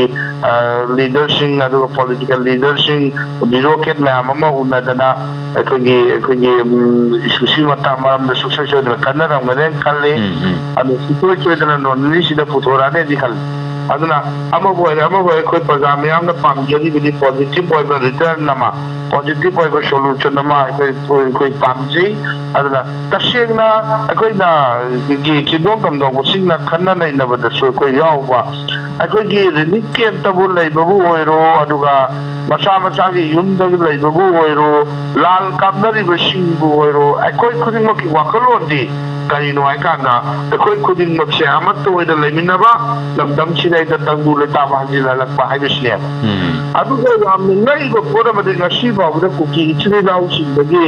ꯏꯚꯟ ꯑꯩꯈꯣꯏꯒꯤ ꯔꯤꯂꯤꯐ ꯀꯦꯝꯞꯁꯤꯡꯗ ꯂꯩꯔꯤꯕ ꯏꯆꯤꯜ ꯏꯅꯥꯎꯁꯤꯡꯗꯨꯗꯒꯤ ꯑꯩꯈꯣꯏ ꯌꯨꯝꯗ ꯍꯟꯖꯤꯟꯕ ꯄꯥꯝꯃꯦ ꯑꯩꯈꯣꯏ ꯂꯥꯟ ꯂꯣꯏꯁꯤꯟꯍꯜꯂꯤꯉꯩꯒꯤ ꯄꯥꯎꯁꯤ ꯏꯇꯥ ꯇꯥꯗꯕꯒꯨꯝꯕ ꯂꯩꯔꯤ ꯏꯇꯥ ꯇꯥꯗꯕꯒꯨꯝ ꯇꯧꯋꯦꯕ ꯏꯚꯟ ꯔꯤꯂꯤꯐ ꯀꯦꯝꯞꯇ ꯂꯩꯔꯤꯕ ꯃꯤꯑꯣꯏꯁꯤꯡꯁꯤ ꯐꯥꯎꯕ ꯆꯣꯛꯊꯕ ꯅꯥꯏꯗꯕꯒꯨꯝꯅ ꯍꯣꯏ ꯑꯩꯈꯣꯏ ꯇꯣꯉꯥꯟ ꯇꯣꯉꯥꯟꯕ ꯃꯔꯨꯞ ꯃꯄꯥꯡꯁꯤꯡ ꯑꯩꯈꯣꯏ ꯍꯥꯟꯅ ꯏꯝꯐꯥꯜꯗ ꯂꯩꯃꯤꯟꯅꯔꯝꯕ ꯃꯔꯨꯞ ꯃꯄꯥꯡꯁꯤꯡ ꯂꯩꯃꯤꯟꯅꯔꯝꯕꯁꯤꯡꯗ ꯐꯣꯟ ꯇꯧꯅꯗꯅ ꯑꯋꯥ ꯅꯨꯡꯉꯥꯏ ꯍꯪꯅꯕꯒꯤ ꯄꯣꯠꯁꯤꯡ ꯁꯣꯁꯤꯌꯦꯜ ꯃꯦꯗꯤꯌꯥꯗ ꯑꯍꯜ ꯂꯃꯟꯁꯤꯡꯒꯤ ꯃꯔꯛꯇ ꯑꯗꯨꯝꯕꯁꯨ ꯈꯔ ꯇꯥꯏ ꯃꯗꯨꯋꯥꯏꯗꯨꯗ ꯇꯥꯛꯄ ꯄꯣꯠꯇꯤ ꯀꯨꯀꯤꯁꯤꯡꯒꯤ ꯑꯣꯏꯔꯁꯨ ꯀꯨꯀꯤ ꯈꯨꯗꯤꯡꯃꯛ ꯏꯟꯚꯣꯜቭ ꯇꯧꯔꯀꯥꯟꯗꯨꯗꯩꯗ ꯍꯧꯖꯤꯛꯀꯤ ꯏꯁꯨꯁꯤꯗꯩꯗ ꯏꯟꯚꯣꯜꯚ ꯇꯧꯗꯦ ꯍꯥꯏꯕꯁꯤꯅꯤ ꯑꯗꯨꯅ ꯃꯁ꯭ꯋꯥꯏꯒꯤ ꯑꯦꯔꯤꯌꯥꯁꯤꯗꯩꯗ ꯑꯣꯅꯔꯦꯕꯜ CMꯅꯁꯨ ꯅꯍꯥꯟꯋꯥꯏ ꯑꯩꯈꯣꯏꯁꯨ ꯈꯪꯅ ꯆꯥꯟꯅꯕ ꯃꯌꯥꯝ ꯑꯃ ꯂꯩ ꯑꯩꯈꯣꯏ ꯁ꯭ꯇꯦꯇꯦꯖꯤ ꯃꯌꯥꯝ ꯑꯃ ꯑꯩꯈꯣꯏꯒ ꯄꯨꯜꯂꯒ ꯂꯥꯛꯃꯤꯟꯅꯔꯤꯅꯤ ꯍꯥꯏꯕ ꯌꯥꯕ ꯌꯥꯗꯕꯁꯨ ꯀꯣꯡꯒꯥꯏ ꯑꯃ ꯂꯩꯕꯅꯤ ꯑꯩꯈꯣꯏꯁꯨ ꯃꯔꯨꯞ ꯃꯄꯥꯡ ꯃꯌꯥꯝ ꯑꯃꯒꯩꯅ ꯂꯩ ꯍꯥꯏꯕꯗꯨ ꯑꯩꯈꯣꯏ ꯆꯍꯤ ꯐꯥꯗ꯭ꯔꯤꯕꯅ ꯑꯣꯏꯔꯤꯕ꯭ꯔꯥ ꯁꯦꯟꯇꯤꯅꯔꯤ ꯊꯧꯔꯝ ꯄꯥꯡꯊꯣꯛꯄ ꯑꯣꯏꯅ ꯑꯩꯈꯣꯏ BJPꯒꯤꯗꯤ ꯑꯩꯈꯣꯏ ꯄ꯭ꯔꯣꯖꯦꯛꯁꯤꯡ ꯀꯩꯀꯩ ꯑꯃꯁꯤꯡꯁꯤ ꯆꯍꯤꯒꯤ ꯈꯨꯗꯣꯜ ꯑꯣꯏꯅ ꯌꯥꯝ ꯄꯤꯕꯅꯤꯅ ꯑꯩꯈꯣꯏꯒꯤ ꯍꯟꯗꯛꯀꯤ ꯏꯔꯥꯡꯁꯤꯃꯁꯨ ꯁꯥꯟꯇꯤꯗ ꯍꯟꯖꯤꯜꯍꯜꯂꯛꯄꯒꯤ ꯊꯕꯛꯁꯤ ꯆꯍꯤꯒꯤ ꯈꯨꯗꯣꯜ ꯑꯣꯏꯅ ꯄꯤꯕꯤꯒꯗꯧꯔꯤꯕ꯭ꯔꯥ ꯆꯍꯤ ꯐꯥꯗꯕꯩ ꯁꯨꯝ ꯉꯥꯏꯅꯔꯤꯕ꯭ꯔꯥ ꯍꯥꯏꯅ ꯃꯌꯥꯝꯅꯁꯨ ꯑꯗꯨꯃꯥꯏꯅ ꯂꯩꯕꯗꯣ ꯑꯗꯨꯅ ꯑꯃꯕꯨ ꯑꯣꯏꯔꯦ ꯊꯥ 9 ꯑꯁꯤ ꯁꯨꯖꯜꯂꯛꯑꯕꯅꯤꯅ ꯑꯩꯈꯣꯏꯒꯤ ꯊꯥ 2-3 ꯉꯥꯏꯔꯦ ꯁꯨꯡꯁꯣꯏ ꯁꯣꯏꯗꯅ ꯃꯁꯤ ꯑꯩꯈꯣꯏꯒꯤ ꯊꯥ 10 ꯁ꯭ꯋꯥꯏ ꯐꯥꯎꯒꯤ ꯃꯅꯨꯡꯗ ꯂꯣꯏꯁꯤꯟꯗ꯭ꯔꯁꯨ ꯆꯍꯤꯁꯤ ꯂꯣꯏꯁꯤꯜꯂꯛꯄꯗꯗꯤ ꯀꯩꯅꯣꯝꯇ ꯑꯣꯏꯔꯁꯨ ꯑꯩꯈꯣꯏ ꯆꯍꯤꯁꯤꯒꯤ ꯈꯨꯗꯣꯜ ꯑꯣꯏꯅ ꯐꯪꯒꯗ꯭ꯔꯥ ꯍꯥꯏꯅ ꯈꯜꯂꯦ ꯁꯨꯃꯥꯏꯅ ꯊꯝꯖꯩ ꯍꯣꯏ ꯊꯥꯒꯠꯆꯔꯤ ꯑꯣꯖꯥ ꯑꯗꯨꯒ ꯑꯣꯖꯥ ꯑꯩꯈꯣꯏ ꯂꯥꯟꯁꯤꯅ ꯃꯔꯝ ꯑꯣꯏꯔꯒ ꯃꯦꯒꯤ ꯇꯥꯡ 3ꯗ ꯊꯣꯛꯄ ꯊꯧꯗꯣꯛ ꯍꯧꯈꯤꯕ ꯆꯍꯤꯒꯤ ꯃꯁꯤꯗꯒꯤ ꯖꯤꯔꯤꯕꯥꯝꯗꯒꯤꯅ ꯈꯣꯡꯁꯥꯡ ꯐꯥꯎꯕꯒꯤ ꯇ꯭ꯔꯦꯟꯁꯤ ꯃꯁꯤꯒꯤ ꯁꯥꯔꯚꯤꯁꯁꯤ ꯂꯦꯞꯈꯤꯕꯅꯤ ꯑꯗꯨꯕꯨ ꯅꯧꯅ ꯍꯟꯗꯛꯁꯤ ꯑꯃꯨꯛ ꯆꯠꯅꯅꯕꯒꯤꯗꯃꯛꯇ ꯋꯥꯐꯝ ꯈꯟꯅꯕ ꯂꯣꯏꯔ ꯃꯇꯨꯡꯗ ꯐꯦꯕ꯭ꯔꯨꯋꯥꯔꯤ ꯇꯥꯡ 8 ꯁꯤꯗꯒꯤ ꯑꯃꯨꯛ ꯅꯧꯅ ꯑꯃꯨꯛ ꯍꯧꯒꯗꯧꯔꯤꯕꯅꯤ ꯖꯤꯔꯤꯕꯥꯝꯗꯒꯤ ꯈꯣꯡꯁꯥꯡ ꯐꯥꯎꯕꯒꯤ ꯇ꯭ꯔꯦꯟꯁꯤ ꯃꯁꯤꯗ ꯑꯣꯖꯥ ꯍꯥꯏꯖꯅꯤꯡꯂꯤꯕ ꯋꯥꯐꯝꯗꯤ ꯃꯃꯥꯡꯗ ꯑꯩꯈꯣꯏꯒꯤ ꯂꯩꯉꯥꯛꯁꯤꯅ ꯁ꯭ꯇꯦꯠꯀꯤ ꯕꯁ ꯁꯥꯔꯚꯤꯁꯁꯤ ꯃꯁꯤ ꯍꯧꯅꯦꯅ ꯍꯧꯈꯤꯕꯅꯤ ꯑꯗꯨꯕꯨ ꯂꯝꯊꯨꯡꯐꯝ ꯌꯧꯕ ꯉꯝꯗꯅ ꯂꯝꯕꯤꯗꯒꯤ ꯍꯜꯂꯛꯈꯤꯕꯅꯤ ꯃꯁꯤꯅ ꯇꯥꯛꯄꯗꯤ ꯑꯩꯈꯣꯏꯒꯤ ꯍꯧꯖꯤꯛ ꯍꯧꯖꯤꯛ ꯂꯩꯔꯤꯕ ꯅꯧꯅ ꯑꯃꯨꯛ ꯂꯥꯛꯀꯗꯧꯔꯤꯕ ꯇ꯭ꯔꯦꯟꯁꯤ ꯃꯁꯤ ꯀꯗꯥꯏ ꯐꯥꯎꯕꯗ ꯃꯁꯤ ꯃꯥꯏ ꯄꯥꯛꯄ ꯌꯥꯕ ꯑꯣꯏꯊꯣꯛꯄ ꯌꯥꯕ ꯑꯩꯈꯣꯏꯒꯤ ꯏꯔꯥꯡ ꯄꯔꯥꯡ ꯀꯔꯤꯝꯇ ꯂꯩꯔꯣꯏꯗꯕ ꯋꯥꯊꯣꯛ ꯂꯥꯟꯊꯣꯛ ꯂꯩꯔꯣꯏꯗꯕꯒꯤ ꯐꯤꯕꯝꯗ ꯑꯗꯨꯝ ꯂꯩꯕ ꯖꯥꯠꯂꯥ ꯇꯝꯄꯥꯛꯀꯤ ꯃꯤꯑꯣꯏꯁꯤꯡ ꯃꯔꯨꯑꯣꯏꯅ ꯃꯩꯇꯩꯁꯤꯡꯗꯤ ꯍꯥꯏꯔꯤꯕ ट्रेन कनामत तोंगनी है थाजद्रे खुदचाबदी कनामतना लौगनी है थाजबदी लेट्रे मरमदी खोंसांग बाबू चटकदौरिबसी याम लुब फिबमनी अदुनो जामसी कोगी नेशनल हाईवे सिंग सिद बाबा कांगपोपीद मखोइना थत्तना लंबीद मैतै यावरिब्रा करिनो आइदना गाड़ी अदुगा रैपिड एक्शन फोर्स रा पुरकप गाड़ी पावद मैतैना ड्राइवर ओइरि आइदना गाड़ी पाव मै थादोपगि वाफम लेरिबनी अदुगा नगागी इसिनाव मयाम अमसु लंबीद कुकी की मियोइसिंगना कांगपोपीद चेक तौरिबसी आधार कार्ड के पुथोक्तना करीनो करीनो हाइदना मखोइनो चेक तौरिबसि मसी तौहनगनो हाइबुगी वाफम मैम अमा अखोइगी नागागी इचिल नाउसिंगी माइकैदगिसु मैम थुमलकप मैम अम लेख्रबनी अदुबु ट्रेन सर्विस से हौरप तारगदी मसी ट्रेन सिदा अयाव मिसिंग कुमथहनदना मसी कना यावरी करी यावरी हाइदना सुगुंबा मैम अम तरप याबुगी ओइथोकपसु लैरिबनी ओजा स्वाइसिददी कमाय थम्बिनिंगी तौगदोरिबा थाबकसी रेल ट्रेन की सर्विस अमुक नौना हौगदोरिबसि मसी कदाइ फावबो माइ पाकपा याना लैबगे हाइबदुनो स पाथोक नाथोक अमते यावरोइदबगी ममी ताबरा हाइबदुनो स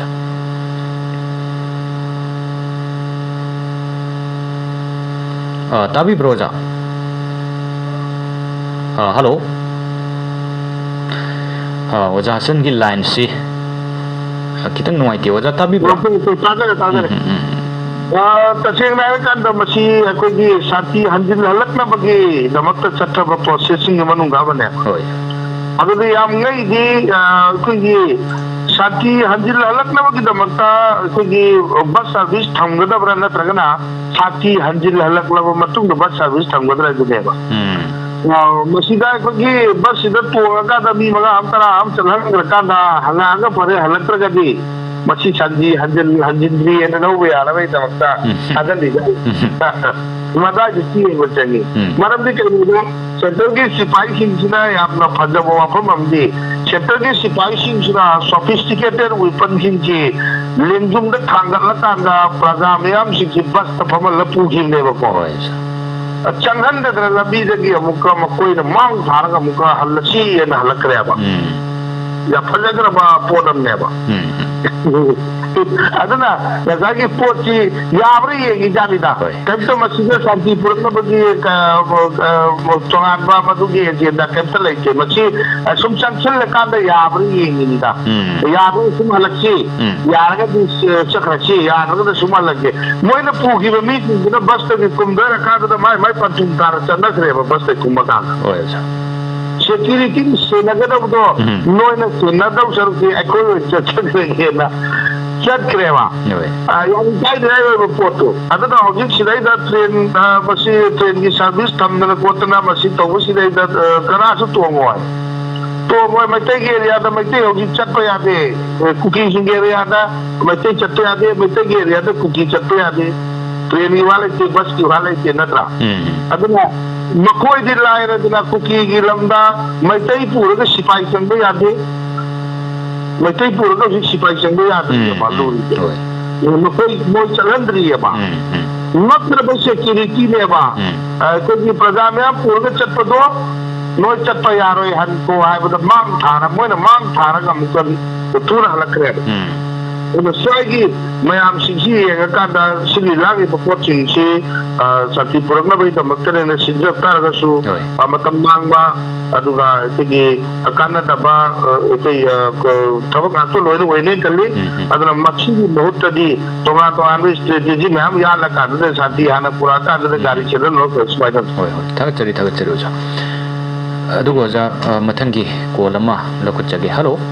हेलो कॉल तो बिरकली बकना होय बिरबनो sir ahna makda kondo ye khamong thane kai isu lagi hoy taram nok cheri haibiu athar mapum din khum do khong no kunde ha pau nasi maki lo ye ta haibiu kon tha ga ta re ni mang do ye pau ni ta pau ni kham de ni te pau si sa ma to bani ikoi ji mori ji esi lo ji ba isna tom di na ni ti wo pham mun da mayam ko mai ne yin na le yo ikoi khone je ye hai wo pham mam na ni am da tai na bu pham mam kha la ta ni am station hai kan da mani to police ko ngak chele ni so iram dam sing ngak chele ni ma khoi ko da de so ji de ge ma khoi khum pham ji sa de sa de je pra sin ko chen chen ra ga ma khoi bu awa phum de ta na bu hon ne pra sin on chen la ga mayam ku mai yin biu na khoi hon de ge hai wo pham mam kha ta je ti ta atan se la chen ni de na sai ma na pra sin do on chen de ti ha ka do on chen ngam da ga ra nat ga na aking na pra sin da war uga haribra tamang na bama ka ko te ga moi na te ga ba atang sila ko din shin de ba meeting len di dari mo le ba ge kitang kan shin do kin ba mo se oi masi uja koi gi yam na koi la na koi negative koi na ubusu patte na khali masi na kala morom de yam phada praja sing de dumak leng dana adum wakal tana gyan tana lebiu ko gi tawpam tokpani masi tawjagi haiburom da masi pubu su ya waja kamaina thambini ngoja kolar na digitang lana uba wafam duni waja oi amru hoi mabai du oi benen su oi be ai kristo domina ai bo kom si oi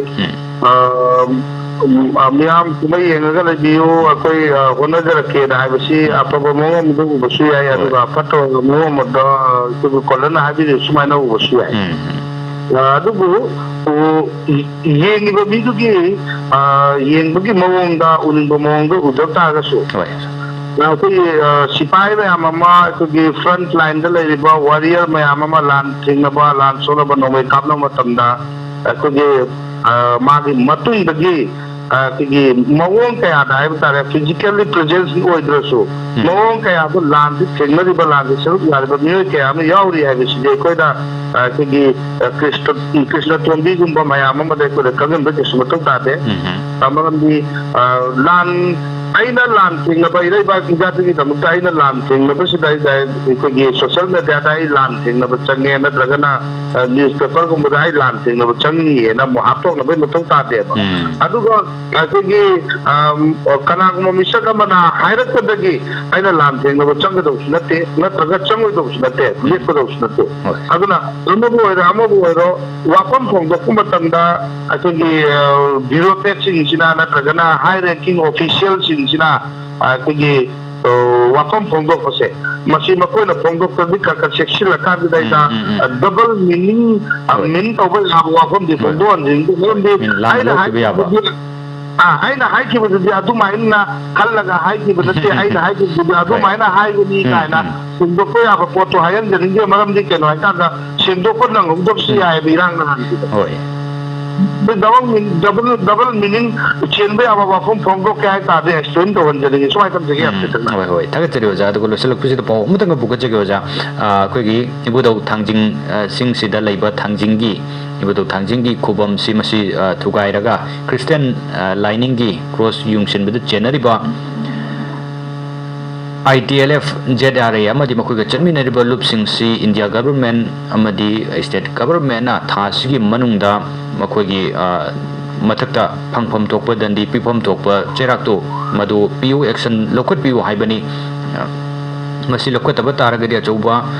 khongjang ama sangsin abagi dangta sem sare haidana ibudo thangjing seba manjal moirangi secretary na phongdok pikibu wapam ama lewaja tawraiba mawong sida makoi tawri bisi sanaba yaroi dabo oroi paroi dabo thabak singsi hege tawbagi mami yamna chauna tai waja swai sida kamaina thambi aduga tongan tongan ba koi gi caller sing su dum live chat da su dum haibirei koi gi Christian gi ko gi Jesus si ko gi lal si de khulai hoine se na bagi thabok thoram sugumba yamna phajadaba mong maril ka tor puso ja kamaina thambini ko gi dharma gi lana ma natte ai si de ko da dum hawde so na ko gi haina raga dum lai bo poda mani understand to la lai na ba ka de technique to ba poda ma ka gi ko ki singna metai singna hai ba da metai singbo ko gi cookie sing ethnic cleansing ko tawna bo hona ba cookie sing na mai tei sing ethnic cleansing tawna bo hona ba hai ba gi po chi dei ne ba lai nei ji ko de inu ba argument tawna ba argument ti adu da mi gi ko gi license gum ba sigai ba hai duna sa gi mo gi pandam do phangdo e tar ga di mai tu gi license ma am tara am si do di dan su do male amma fa amma si do pada do tuna solution problem kal re ma am tara am si do di am tu do ma adu na yaro do po ni nan wai ga kal ko matam da infal da le ba church sing mai tharo ko tam da european country sing yona da sagat pa ya pa mayam sagat lu ra kan dai dai ko gi church tugairam da ba church tugai ba da yaw da ba church mayam gi mamin su listed to ram da madu ifana ba su nam rekhi da adu mai to da masi ari ba tradition ni ko gi ethnic community mashal inna ba chai na ba matam da ko gi Lashanda, ko gi taina ba duga dharma da taina ba maswa gi pochina di maswa na talibu de man su ta gonga maduna pangane ba ki ta de maitai oisanu puki oisanu masa gi dharma da ko gi lucha ba masa gi dharma go luna खंजब मिसक तसेंगना मी अतोपगी धर्म busy काय पुनगरी लोना मीगी धर्म अतोप धर्म की लाइसंगुंबदा मसिगी हतेकुंब चतबसिदी मसाना मसागी धर्म दुदा की धर्म दु फॉलो तौदे हाइबनेबा अदना नमगोरे हमगोरे तौरमदिब तबकसिदी अबब तबक नते मचिन लेपना फगने गली मसिगी भयोक्ता मैतै सिंगसु चमानब पाकुन पिरक तारदी मुदुदी लान की माइवल सी माइवल मरम चटकिनी अखोइना पामिबो साथीदु पंगुन मौरोय सुमाय तब याम फजन थंबिरे ओजा मकोइना सुम सुम नत नतब ओरोय पारोय दब थबक मयमम सथरपसि मसी अखोइगी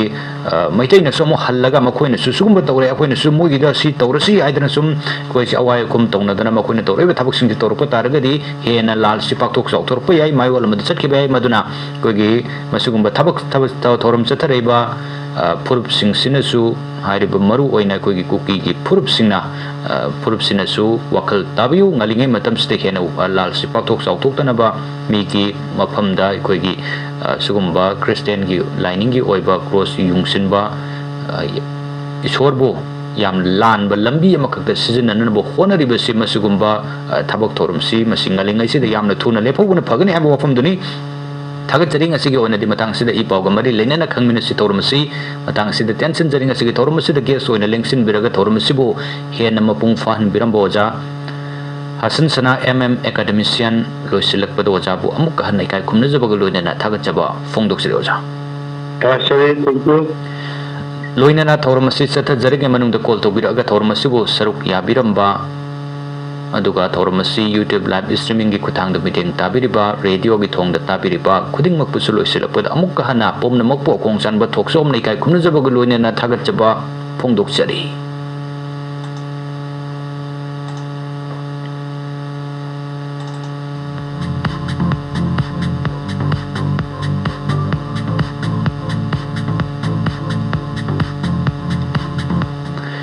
ताबिरे